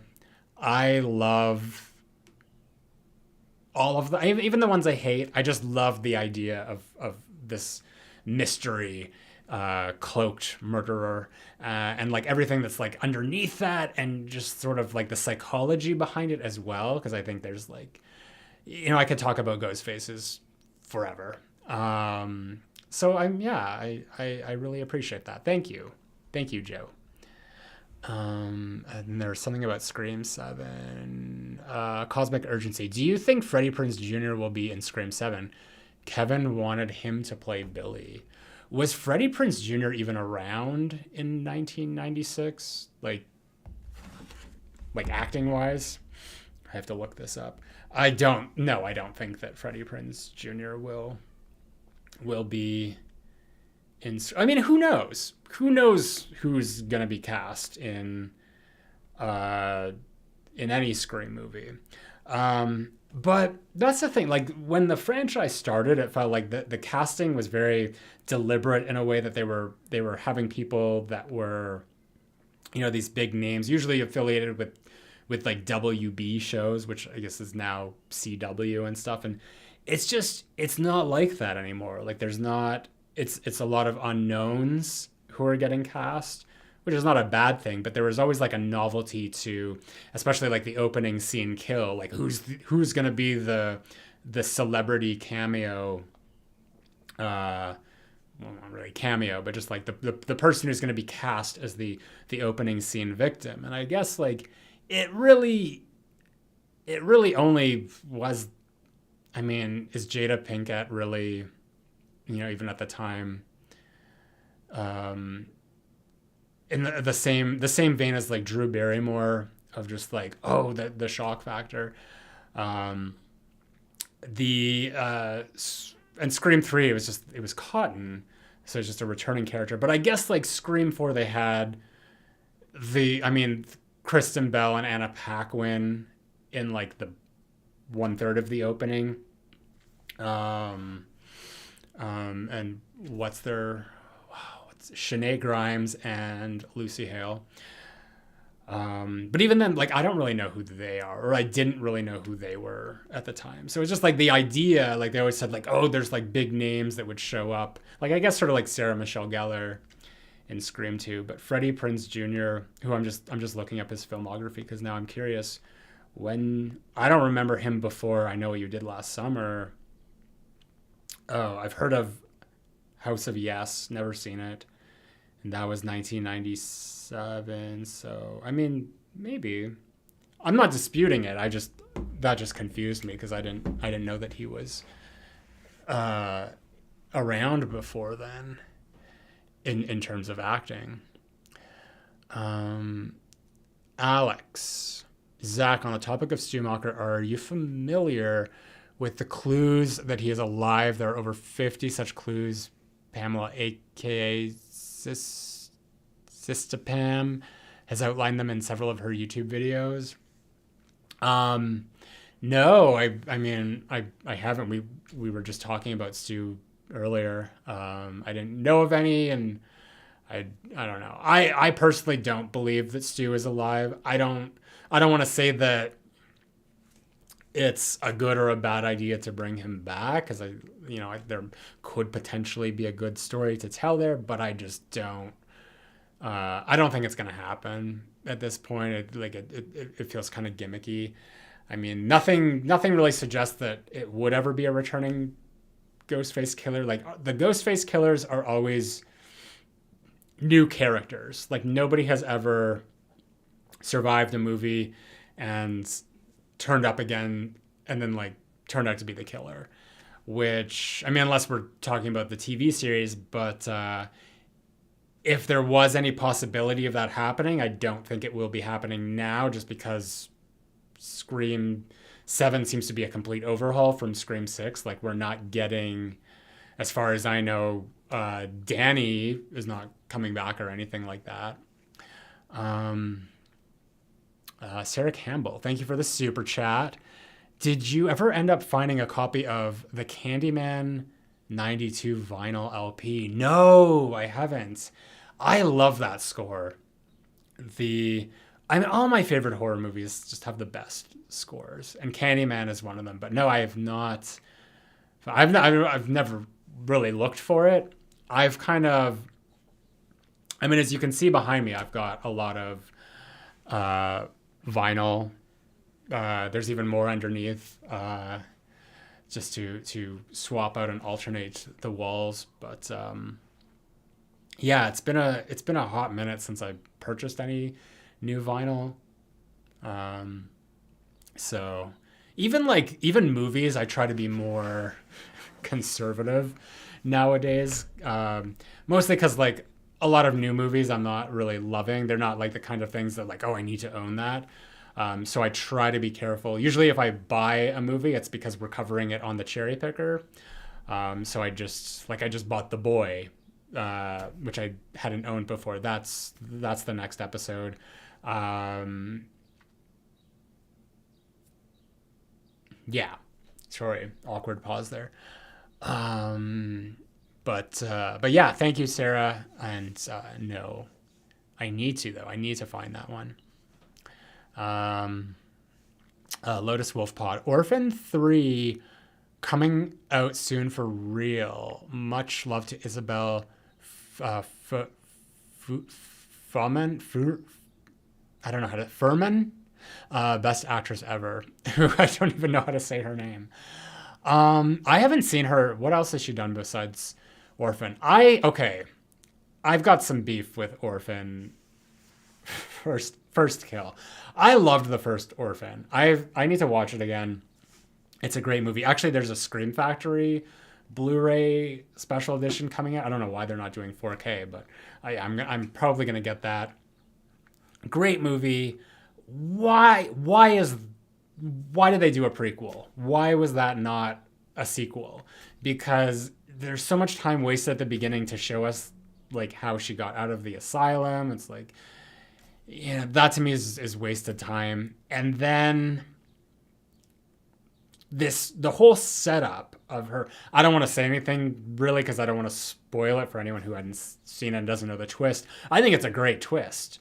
It works really well, but then the twist is there, and then it just sort of fizzles out afterwards. They don't really hold that suspense or the tension of the character dynamics for very long, and then the movie is over.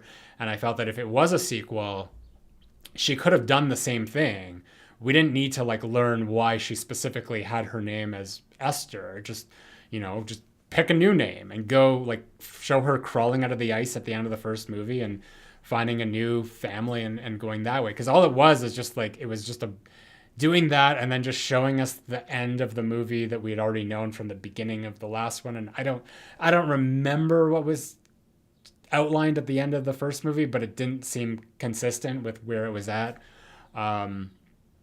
So yeah, I wasn't crazy about the prequel, but I'm not surprised if there's going to be a third one. But if there is, like, just they kind of ruined the momentum or just the trajectory, because now it's like you start in first one, you go back in time, and now we're going forward in time, or like what are they doing?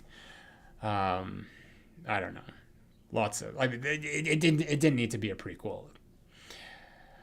Um, uh, uh, um, Landon, do you think Wes Hicks and Amber would have been a good Ghostface duo in Scream 5? I mean, my prediction for 5 in terms of the killers, I thought it was going to be Wes and Judy.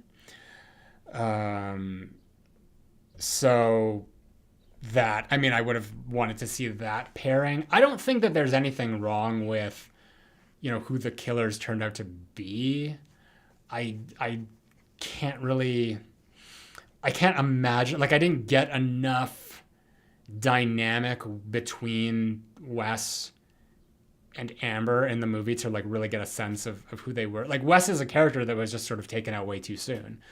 So it's really hard to say what that movie would have been. But I don't know. I think that Richie works really well as a killer, and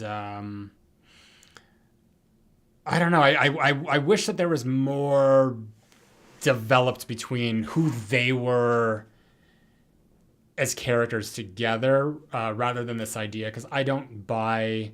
I don't like, even the movie just sort of doesn't, like, glosses over Amber being a stab fanatic. She just seems to be like this psychopath who's just ready to kill. Like, didn't need a motive of like the movies not being made or the movies not being made that she wanted to see. So I just there's always like a disconnect. Um, and I mean, Amber fans really hate when I say this, but I mean, this is just my feeling, is that Amber just felt like a killer for the sake of being a killer. Um, Whereas like Richie, it just seemed like, their motive as it was so weak. But I like the fact that like it's different. It wasn't a personal motive, which is fine. But I just wish that there was like we knew more about them, because I don't feel like we really got a sense of them. Um, which Ghostface has the worst stands in your opinion experience? Asks Landon. I mean, I kind of alluded to it in my last statement, so I'll just say that. This is the thing. It's just like I mean, the idea of a stan in any sense is just, to me, like that's a bad thing. Because like I said earlier, like I can like something, like I can like Halloween 5, and most people wouldn't, but I'm not gonna crawl up anyone's ass because they don't like it the same way I do, or just try to drag them or put false labels on them because they don't agree with me, sort of thing.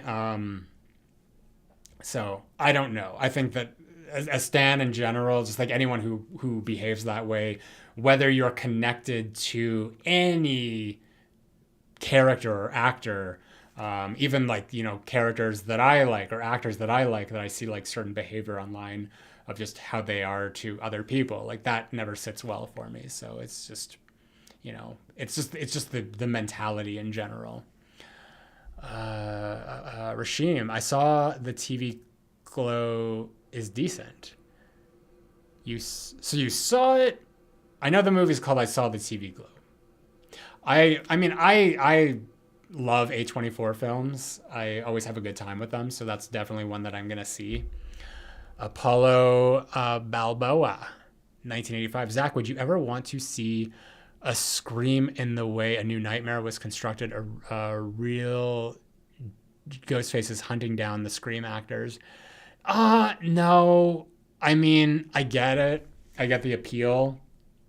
I just think that was such a moment in time for New Nightmare in '94. And we have to remember it was a very high concept film, but it didn't really do very well. It didn't capture audience's attentions the way that Wes Craven had wanted it to. And I feel like with the nature of what Scream is, it just, what I like about the franchise is that it's so connected just in terms of the continuity. I mean, there has been missteps for sure, but it still exists in the same universe. And that's really important to me. And I would hate if we ever kind of strayed away from that, whether that's to go outside and do like an even like more meta thing where it takes place in reality, or even if it's just like a Halloween situation where we're going to undo timelines and this and that. I think that, franchises should own their mistakes. And that's why I love Child's Play so much, because I mean, like, any missteps that Don Mancini has taken, it's just like, it's still all celebrated. So the Scream franchise, I hope they don't do that. Amethyst Frost. Amber stands on... Okay, I'm not going to read all of that. I get it. I know. Contavious Robinson. Richie had more chaos. I believe he used good agency as Ghostface. Yeah, I mean, I get the character at the end of the day. Like, I understand. I like what he represents in terms of like a Stan kind of mentality. And I get more of a sense of identity from him than Amber. Amber always felt to me like an amalgamation of just different personalities. Like there's like a lot of Stu in there, but like with Stu, you really get a sense of like this disturbed person. And like when he says like, peer pressure and yada yada yada, like we see it all throughout the movie behaviorally, like how he's acting, that like it makes sense that this is this person. Like with Amber, it's just like she's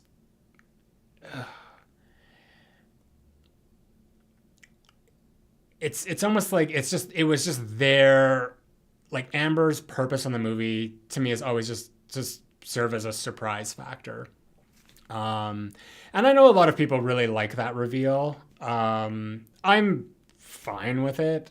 It's not my favorite reveal, but I think like at the end of the day, that really feels like the only mark that she left on the movie for me.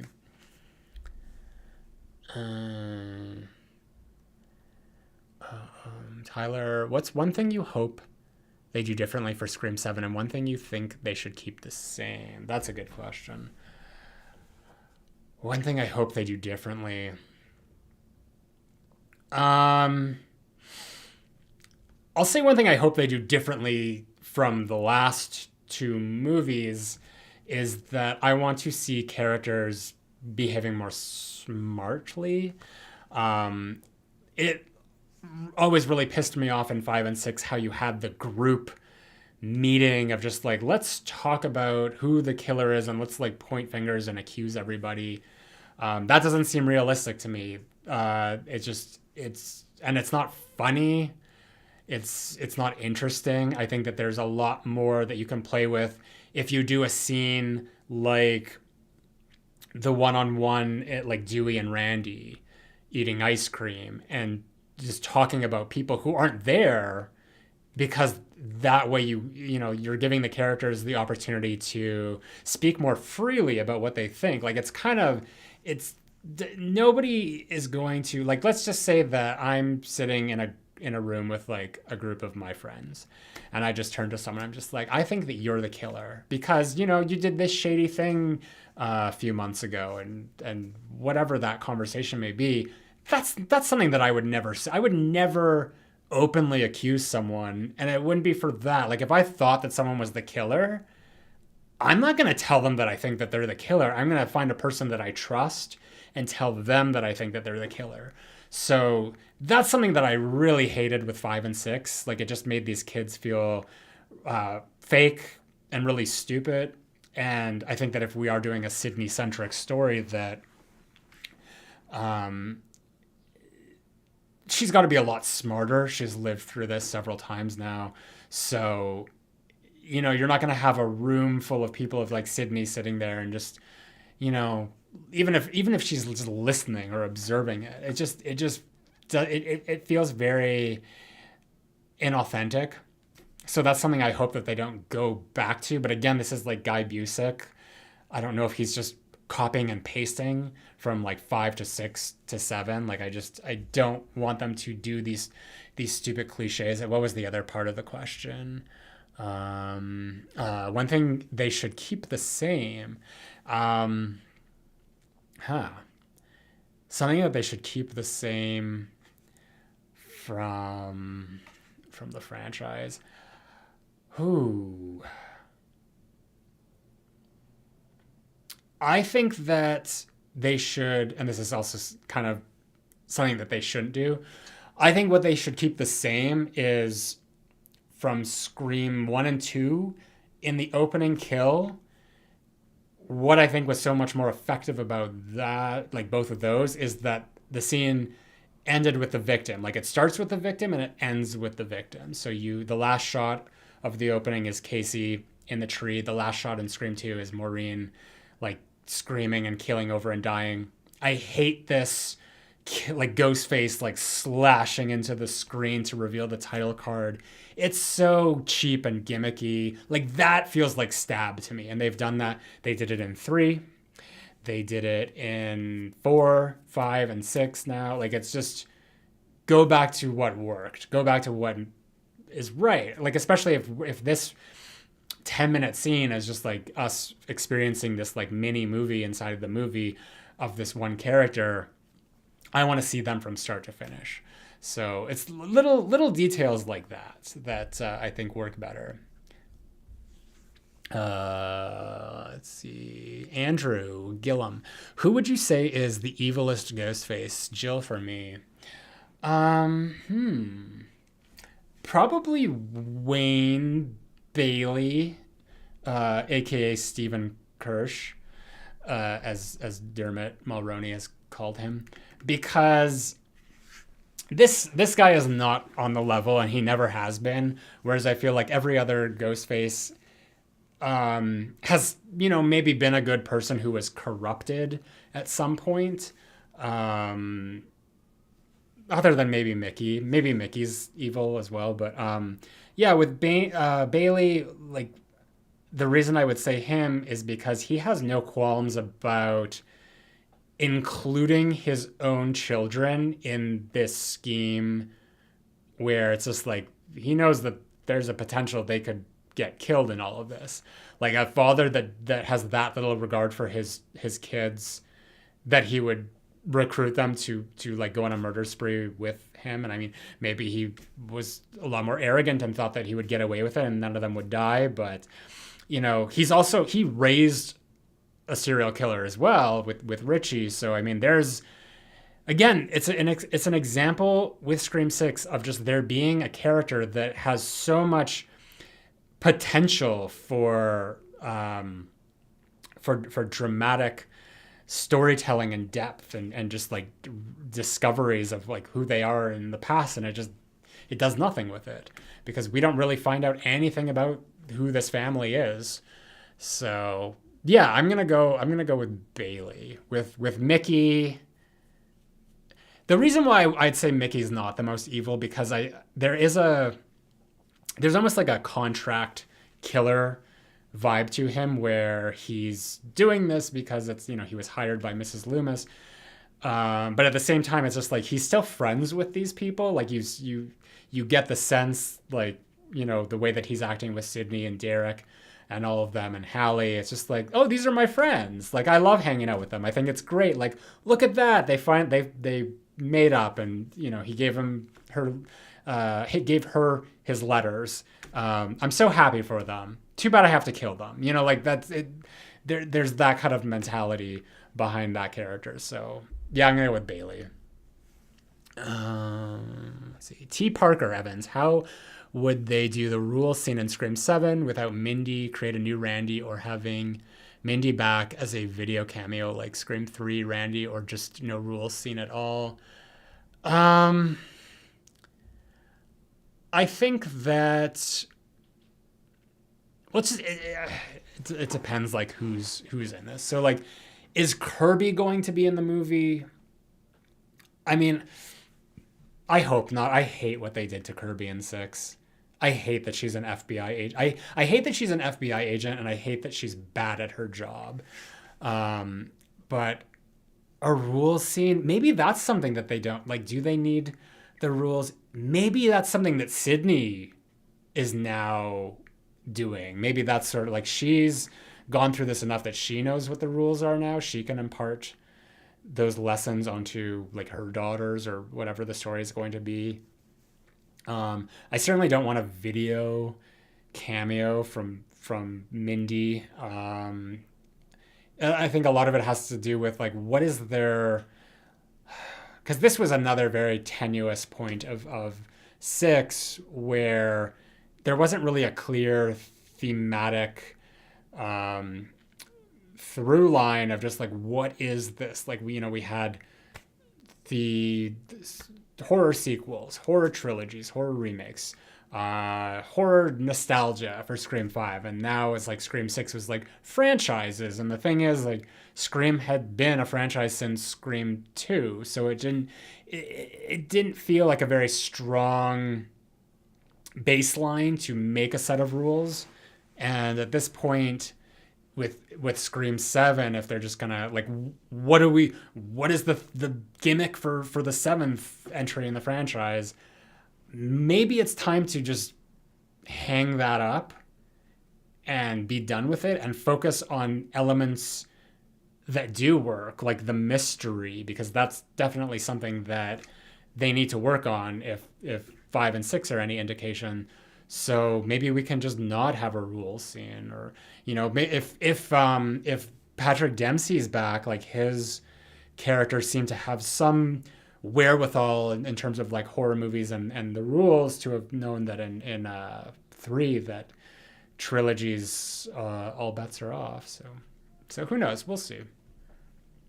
Uh, May, do you think the killer in Scream 7 will be will parallel Roman, since Scream 1-5 had the killer boyfriends and then Scream 2-6 the vengeful parents?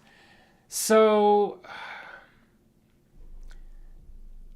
I don't know. This is where we kind of run the risk of repetition, or like running out of ideas, because that is another problem with the radio silence films, is that it's just kind of rehashing the same template but in like a lesser way, and or not, I shouldn't say in a lesser way, but in ways that aren't like really focusing on the strengths of what made the material good before, and more so on just like the more surface level details that are just sort of like, this is the homage, but it's just like the most basic elements of the homage. So like, who would that be? And who would that be in Scream 7 in terms of Sydney's long lost relative or somebody's long lost relative? And like, how would we do that? Like, are they back in Hollywood? I think that they should maybe more so focus on like moving forward with a different story altogether, unless the connective tissue is maybe more so someone that was there all along. And this is where I kind of I'm just a little upset that we're not getting a continuation of the Carpenter sisters storyline, because I don't consider that to be an ending for those characters. I don't think that was satisfying for where they came from, where they went. I mean, I think that 6 in general didn't really do much to further Sam's storyline, but there was absolutely, again, an example of like the setup was there. The story and the background was all there, that they could really play with that. And that really comes into play with Sam's backstory and where, like, she disappeared from Woodsboro for 5 years, as told by Amber in Scream 5. And there's an element to that is similar to Scream 3 in a sense that Maureen disappeared from Woodsboro and she had a completely different life outside of that. And I think that, maybe there was a story that they could tell with Sam of just like, you left Woodsboro, you were gone for this many years, something happened. Like, there's something that she's hiding. And that's not necessarily to say that she would be the killer, although I think that would have been amazing if Sam did turn out to be the killer. But there was a lot left on the table with the end of 6, and I don't think that they really understood what they were doing with the killers, with the Baileys, Kershaws, and Sam, because it comes down to her taking the mask and putting on the mask, which already doesn't make any sense, because it's like, we want you to put on the mask because we're going to frame some anonymous Reddit user and they're going to find your body mutilated with your father's mask, et cetera, like, this is your birthright, you have to wear that. And she rejects that. She's just like, no. She slaps it out of his hand, and then he gets knocked out from their fall, and she puts the costume on. So essentially she buys into, like, she accepts what they want her to do, and she puts the costume on. And this is different. A lot of people have argued that, Sydney did the same thing in the first one. But I mean, Sydney played a game. She played into the game and turned the tables on Billy and Stu, and hid in the closet and jumped out to scare them. That was about her kind of reclaiming the power. With Sam, there's a nuance to that doesn't, it just hits differently. She took the time to put on the costume, put on the mask, get the phone,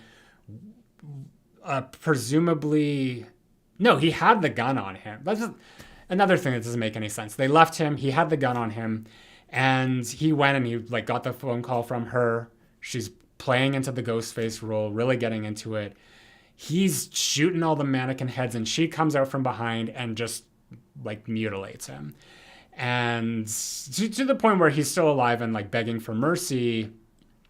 And Tara comes out and is just like, Sam says, like, I'm not my father. I'm not going to kill you. And Tara's just, you could read into Tara's response in any other way. Like, what does that mean? Like, kind of like, oh, come on, just kill him anyway, or what it is. And then she just kills him. And the thing is, like, they forget about Kirby. Kirby is bleeding out somewhere in the room. The last time we see her, Sam is like, I'm going to come back and help you. So just like there's a moral ambiguity to this, and that's not to say that there hasn't been with Sydney in the past as well, but there's just like there's a gray area because we have Sam, and I have a point. I know this is very long-winded. We have Sam just ignoring the fact that the killer is subdued. They could tie him up. And there's an FBI agent right there. Like, we can come to her aid, call for backup, all this and that. But no, instead, I'm going to become the thing that they are goading me into. I'm going to do this, and I'm going to kill him. My sister is going to be a witness to that. And at the very end of the movie, we have her looking at the mask and just sort of having that moment with it and then just throwing it onto the ground and walking away. And I think that could be a really good setup for, I mean, it's very vague. It's very ambiguous as to what is going through her psyche at this point. And you could go into a Scream 7 and there could be a level of lying that Sam could do, because essentially we're looking at this like in terms of the real world. So, I mean, that doesn't work for everyone, but with what she did, like that gets to a point where it's not self-defense anymore. Like you could look up like the laws of like what works like in different states. What Sam did was murder. And I think that would have been a really great opportunity in Scream 7. Sam writes a book or gets Gail to write a book based on her account of it. And they lie. They tell a different story than what actually happened to Wayne Bailey of how she killed him. And you go into the story with Tara knowing the truth and knowing that Sam is lying about this, and that being a point of contention between them of just the fact that Tara now is towing this lie that Sam made up in this story. And there's so much conflict that can come with that. Like, that's interesting. That presents a dark side of this character. The dark side that is being teased all throughout Scream 6 and 5 that is not really effectively handled in a certain way. So that's why, I really wanted to continue on and see that Sam Tara Scream 7. But that's not what we're getting now. Now we're getting Sydney, which, I mean, I'm also happy for that too. My trepidation is that what story is there left to tell with Sydney? Like, she did get her, in essence, like the Scream 3 is the end of her story. Scream 4 always felt like kind of a Gaiden, where it was just like, okay, like there's an element of comedy to Scream 4 where it just feels like by the end, everything that happened from start to finish really had no effect on their lives. Like, they're the same people before and after the movie, that it's just kind of like, well, that was a huge inconvenience, and it's kind of jokey in that way. Obviously in 5 there's more repercussions with Dewey's death, but it just feels like anything that happens with Sydney now would need to be like all encompassing of just like, where did she where does the story start? How far back does this start? Just in terms of whatever like the killer is who's coming after her at this point. because we already did the Roman, like going back to the beginning, and like, is there a beginning before the beginning? Like, is there like a higher up boss battle above Roman? So there's a lot of questions, and I don't know that, just another movie with Sydney on her own, if it could be strong enough. So these are concerns that I have. Anyway, that was a lot. So my apologies. I don't think I missed any super chats, but let's get Noah Yates. How would you feel about Sydney's children being involved in Scream 7? The Scream franchise hasn't featured children yet, let alone attack, kill them. So when you say children, I imagine probably like younger than like 12, so not teenagers. Yeah, that very well could be what we're looking at. We know that Sydney has daughters. We don't, like, how many does she have? That's a question that I have no idea, because in the script, at least for 5, I believe it says that her daughters are 6 and 8. So that is 2021. Let's just say this is coming out in 2025. So let's add 4 years to that. So now 10 and 12 are the ages of these girls, let's say. Okay, yes, we haven't seen that before. But who's in the stroller in Scream 5? That's confusing to me, because she says, I've got to get the girls off to school. When you're 6 and 8-year-olds aren't being pushed around in strollers. So does she have 3 kids? Is there a baby? So we have to figure out how many kids she even has. So there's that. But it seems like that's probably going to be the route that they're going. Just that there's not that it's going to be focusing, like, I'm sure like Sydney's daughters are not the main characters here, but Sydney now being like protecting her daughters is going to be a new element that she's never had to deal with before in terms of these movies. I mean, like, there might be a scenario where maybe the 12-year-old is at home and the phone rings, or you have like the kid pick up the phone.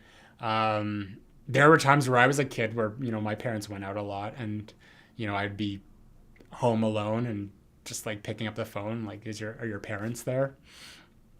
I was like, no. And I got in a lot of trouble for saying that. But yeah, I mean, I'm assuming that that's what it's going to be. Something like that. Sydney's daughters, Scythemore. Sydney's daughters could be fraternal twins. Well, I mean, not at 6 and 8. I mean, it was never established as canon, so I mean, who knows? They could do anything that they want as long as it hasn't been in the movie. I mean, Neil Prescott could still be alive. He's only declared dead in the extended, like, deleted scenes of Scream 4. Smash Bro. Imagine if Scream 7 Stu returns. Yeah, I don't think it'll happen. Evan, the movie guy, the stroller in 5 is just one of those many weird radio silence isms. You know what? Probably. They're just like, how do we establish that this woman is a mother? Let's have her pushing a stroller. And it's just like, does this make any sense? No, but it doesn't make any sense as to how the original trio even get involved in the movie. I mean, that's one of the, at least in terms of what Amber and Richie say, they take credit for Dewey, Gale, and Sydney coming back to Woodsboro, which is bullshit, because that they had nothing to do with that. So that is like the first change that you would make to Scream 5, is that rather than Sam being the one we need to talk to an expert, Richie would be the one to talk to the expert or suggest that to Sam. Simple fix.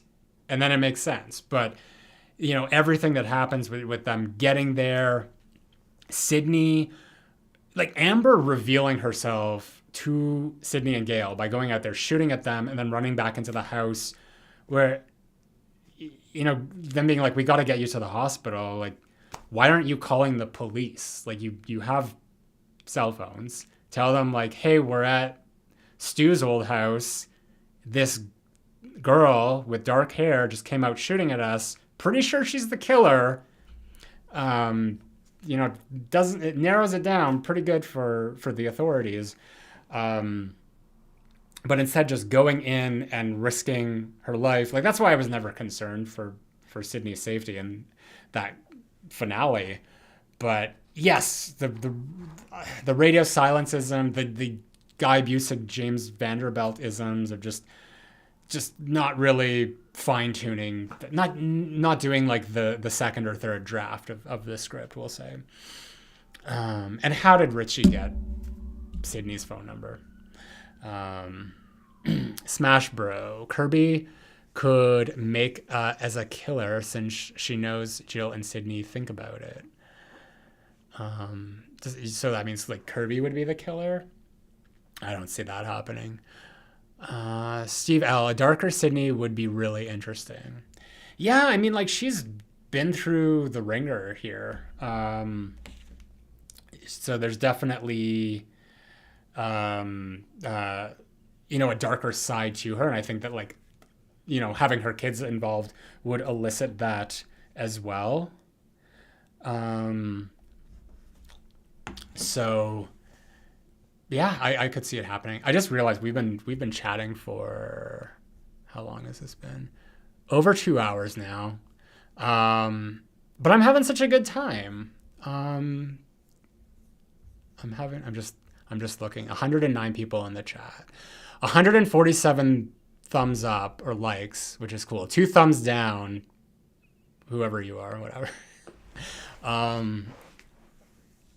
That's pretty cool. Let's hang out for like 10 more minutes, we'll say. And then I'm gonna go.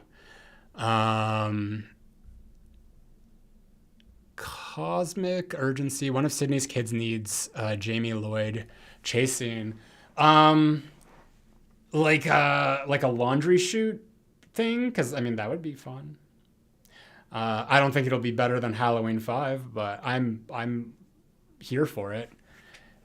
Genix 86. Sydney could have the 2 older girls and then had another child several years after her youngest daughter was born. Yeah, I mean, that's the thing. It's just like there could be 3. It just like in the script it was like specified as 2. And I think like Neve in interview said like she has 2 daughters now. So, yeah. There's that. Super chat from me. Recent tweet of yours said your ranking is 2, 1, 3, 4, 5, 6, despite you put 5 over 3 and 4 in your OG rank video. Did your views on 5 change?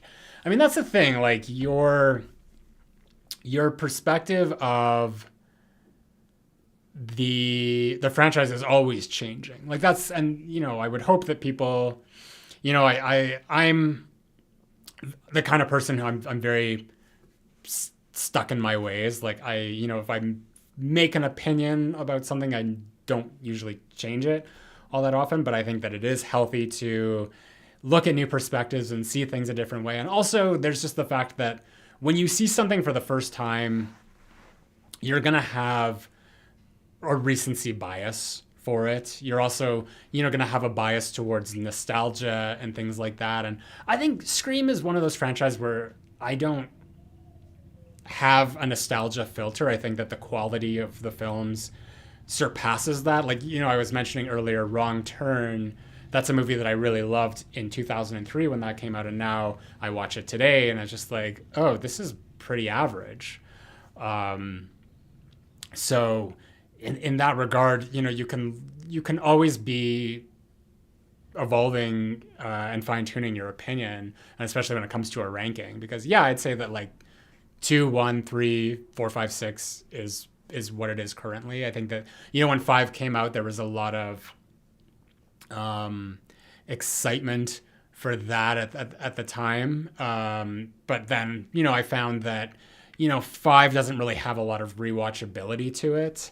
That it kind of moved down for me. And then the fact that like 3, the more and more I see it, the more I love it. Like there's so much about it that is really great. So like, I don't know, like even Scream 6, like when I first walked out of that experience, like I liked it. I still thought it was the weakest film, but now, it's pretty much cemented at the bottom for me. So there's that. One second here. But yeah. And the original, I feel like it's, everyone always wants to put the original in first, or it makes sense to put it in the first place. But I don't know. I think there are things in Scream 2 that just, they just pop a little bit more for me when compared to 1.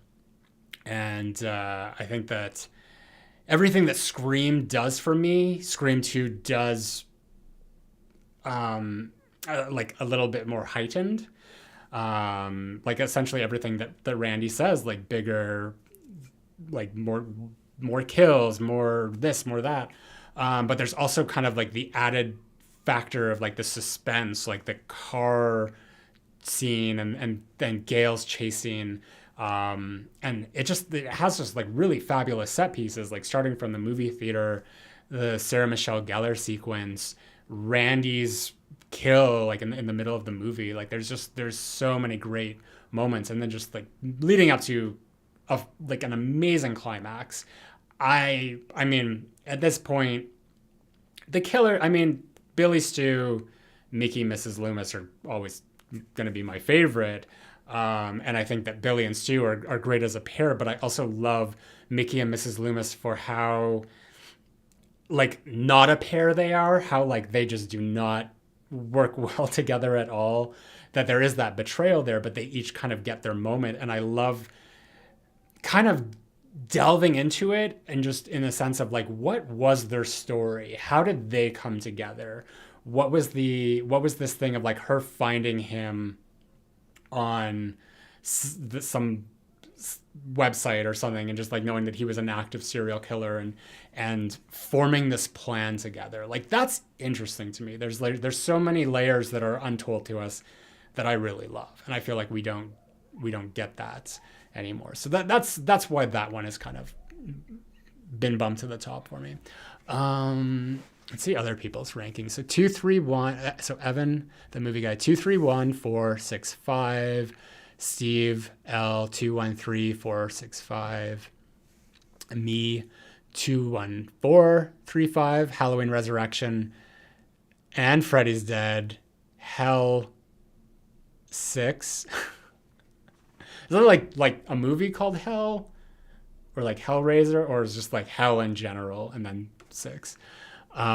T Parker 2, 1, 4, 3, 5, 6. Okay.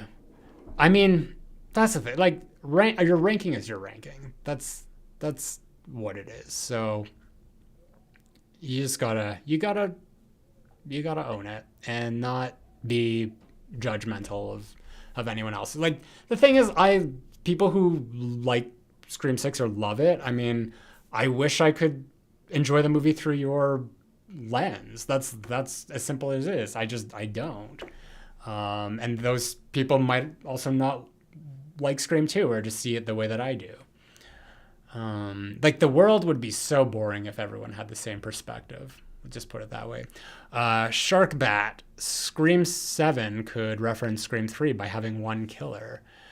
Yeah, I mean, that might be it. Like they did, they've done 2 for so long, for so many of them, and then it seemed only natural that they were going to do 3 for 6. I mean, technically 5, but yeah, they could go back to 1. I personally think that 2 is the magic number, because one killer on their own, you lose out on the dynamic of 2 killers playing off of each other. So that's why I already don't like that. I mean, that's an aspect of Scream 3 that I don't love. I love the novelty that there's one killer, but I think that it is missing something to it that there is just one, and we don't get to have that like Billy and Stu or Mrs. Loomis Mickey, or even, Amber Ritchie or Charlie Jill, or I mean, hell, even the fucking Kirsch family. There is an element of 6 where they're kind of circling around the sisters like sharks that I do find very interesting. But you lose out on that on 1. With 3, like we see in Scream 6, it's almost like there's too much. I think that we're not getting, like I said before, what do we know about the Baileys? What do we even know about Ethan? Like there's these little clues about who they are that are on the surface, but it doesn't really go much further than that. Like our imagination can only run so far, because it's just like they're presenting these interesting elements to these characters that are not being explored. And I feel like I don't know who Ethan is as a character. He's in every scene practically, and I still don't know him, which just goes back to the argument of that it's like quantity is not quality. You don't have to have your killer be in so much of the movie for them to be a good killer. You can have a Mrs. Loomis who shows up in 2 minutes before the reveal, and it's still effective. So I always think that 2 is the magic number, because it's just, 3, that's already so many options, and there's only so many characters in the movie. So you could say it's going to be this person's the killer, this person's the killer, and this person, or a combination of ABC or such and such. Whereas 2, it's more fun to just think of that relationship solely on its own, and just like, what would that person be like as a killer with that person as a killer? So whatever the case may be, I just hope that they continue to do 2 killers. Me again. Thank you for the super chat. Did you read new Ryan C. Scream 7? Gale is amazing. I got the, so Screams, he did a Scream 7, well, him and his friend Joey Valise, who's my friend Joey as well, I should say. They did scripts on Ryan's podcast of Scream 7, which follows the continuity of Scream 6, and then there's a Scream 8 that comes after that. So, I mean, if you're looking for more like fan fiction Scream content, there's something to check out to tide you over until the real Scream 7 comes out. Bruce Rando, the one killer in Scream 3 is probably why it's my least favorite. That's fair. I think it's not my least favorite. Roman is not. I've come to appreciate Roman a lot more, but I think it's just the fact that Roman is kind of not used right, I don't think, throughout the movie. Like, he just kind of comes off as this pedantic, whiny child whenever he's on screen, and it doesn't really, like, it's maybe that is actually an example of like a personality for a killer that just changes completely by the end, because you don't see it. Whereas at least like with Mickey and Mrs. Loomis, like, the seeds are planted. I don't think that they did as good a job with Roman. But again, that was a script that was being written on the go as they were going through it. So I don't think that there was as much time to develop Roman. Robert, Angelina in Scream 3, not confirmed dead, possibly a return killer. I don't think, no, it's right up there with the Stu theories. I think that it's actually more likely that Stu would return than Angelina, because nobody remembers Angelina. Smash Bro, remember Randy rule is that everyone is a suspect, is true. And I like that saying. What is the new one now? It's always someone you know. I think everyone is a suspect is much better. Fire by Tara being a killer would feel so weird. I never thought that Tara was going to be the killer. Like, it just, the only time that's, see, this is another example, like in Scream 5, if that had been on the table earlier, if someone had kind of conjectured that maybe Tara's the killer, or maybe Tara was in on it, like it was like a setup. Especially coming off of Scream 4, where you have Jill mutilating herself. to sell this narrative that like the opening scene, like the reason she wasn't killed is because, oh, she probably was doing this to, whatever. That would have been out there earlier, that by the time Richie says it to Sam at the end of the movie, like there's always two killers, I think that your sister might be one of them. That would have like hit a lot differently. But then for Sam to find her tied up in the closet. And then in 6, I know there's because of the trailer, because of the one moment where she's sort of smirking because she knows that, okay, you're about to drop me and I'm going to stab Ethan in the mouth, sort of thing. People thought that was a reveal that she was the killer. Matthias, if it's about teens or young adults or school kids, I want to see more of the parents meeting after things happening, speaking about the events, and then later on the funeral for someone. I mean, I think that this is a good opportunity to not have teenage characters or college age characters. Because I mean, I don't know, there was a certain maturity to the writing in the first movie and the second movie, where like these were teenagers being played by like 26-year-olds, where they just felt a lot more mature than they were. I think by the time we got to 4, they were young. They were like, I don't know how old Emma Roberts was at the time, but it was just like they felt like younger characters, even though they were like the same age as the ones in 1. And then, we come to 5.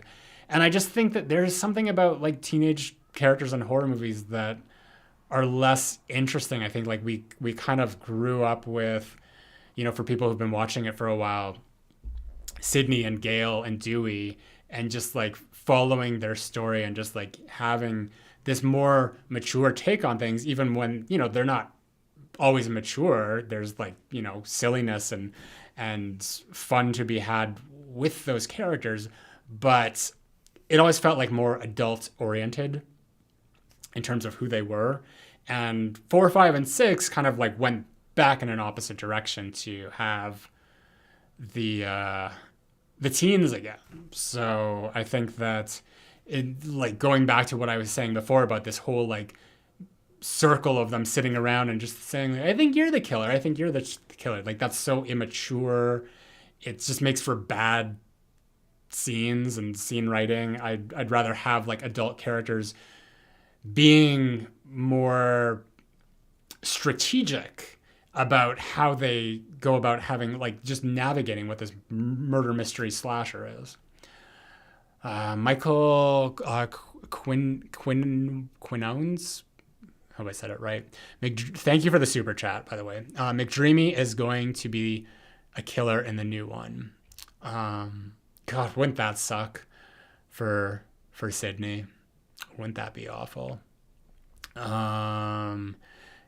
T. Parker Evans, Emma Roberts was 19 while filming for Scream. Sorry, Steve Al, Scream opening rankings 1, 2, 6, 4, 3, 5. Really openings. I'd say Scream 1 is the best. Scream 2 is really good as well. And then I'd actually say Scream 3. I think that it's an underrated scene. I think that everything that is done there, just in terms of Wes Craven's direction, the acting, like Liev Schreiber, amazing. I love Cotton. I wish that he was, in it a lot more, but still that character, the idea of, I've always criticized the voice changer in the past, but I mean, I've come around to it, but just sort of like the idea of like how Ghostface is gaslighting Cotton and his girlfriend in that scene, and just like kind of how it all plays out. It's interesting. I think that there is a level of it that is pedestrian, but I think it's the filmmaking that kind of elevates it a little bit more for me. After that would be 5. Because I mean, I think that like I like Jenna Ortega. I think that the best performance that she's given us in this franchise has been in that opening scene in 5. I also think that that's some of the best work that Roger L. Jackson has done, like just as the voice of the killer. He had so much more to do. The only issue is that it's just like it's a rehash, like a lesser version of the original, but I think it's a very well executed scene. After that, I'd say 4. I've never been crazy about the fake out things. Like, it was cool the first time, but it just doesn't have a lot of rewatchability. Like, it's just the staying power is not there. I think that it's better when you have a full scene and just commit that time to one or two characters, whoever it is, because it's just like you're just rapidly jumping through things and you're not really getting to stick in the moment and just with those characters and really building up the suspense of it. Like, that sequence is played more so for comedy, and I get that, but I prefer the ones that I listed before. And then Scream 6, because I think that it was just great concept, poor execution. And again, with the idea that, you like have one character throughout, rather than just like, you have the Samara weaving and okay, no, we're jumping to Tony Revolori, and I could care less about his character by the time we get to him. So it's just like, just kill him already. It wasn't interesting. And it's also confusing because it's like, okay, so there were killers that were going after Sydney, and then this other killer intercepted it. Like, it's, again, there's layers to the Baileys of just like, what was their plan? What going into the backstory that just is so tossed aside for just like these throwaway lines of just like, we had to kill those wannabe killers, but yada, yada, yada. Like, if you have an idea, flesh it out a little bit more, because I didn't love it. Okay, we went way past 10 minutes, so it's 8:28 here now. I'll do 2 more questions, or comments, I should say. Andrew Gillum, who would you say was the Ghostface you felt sorry for the most? For me, it's Billy, whose mom left, and Charlie, poor guy, just wanted some love. Who did I feel the most sorry for?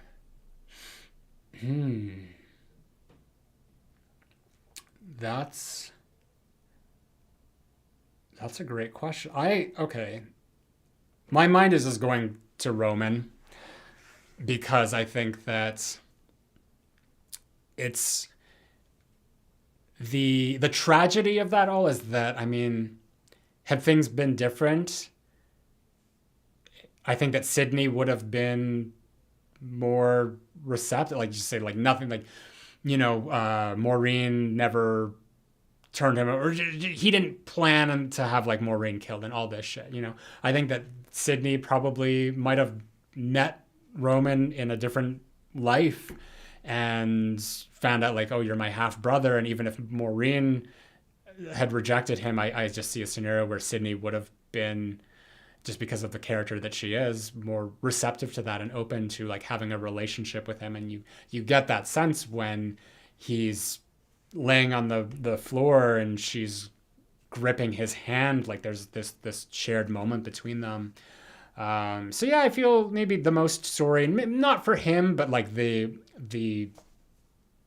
possibility that was lost there. And then, okay, we'll do this super chat from Michael Quinwans. I'm sorry, I'm saying it wrong. Which stab would be the most fun to watch in real life? I said the first one. Because it seems the less complicated, the least complicated. Because once you get into Stab 2 and they're watching Stab in the theater, like my mind just is exploding because I don't know how any of that is possible. It's just like this endless like movies within movies within movies. It's mind-boggling to me. So I think the first one, I would go for that one. Anyway, that is about it. I'm going to just show this beautiful poster again,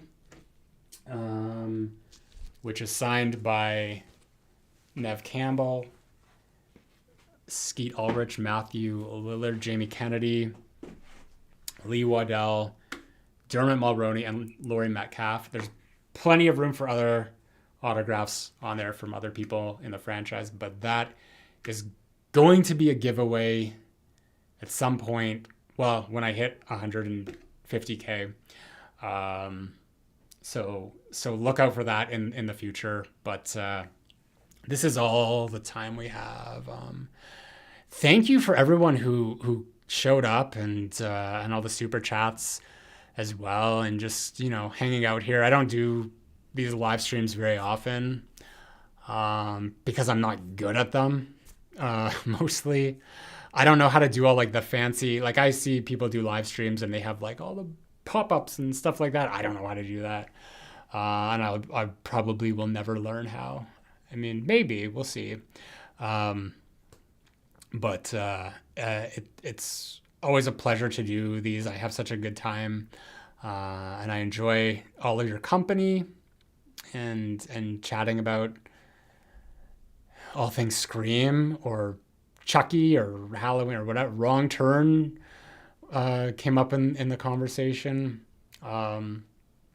So hopefully we'll do some more, maybe when there's more Scream 7 news, or maybe when we get to 150K and there's more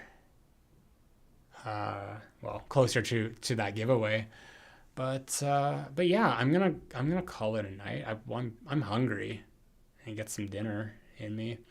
But yeah, once again, thank you to everyone.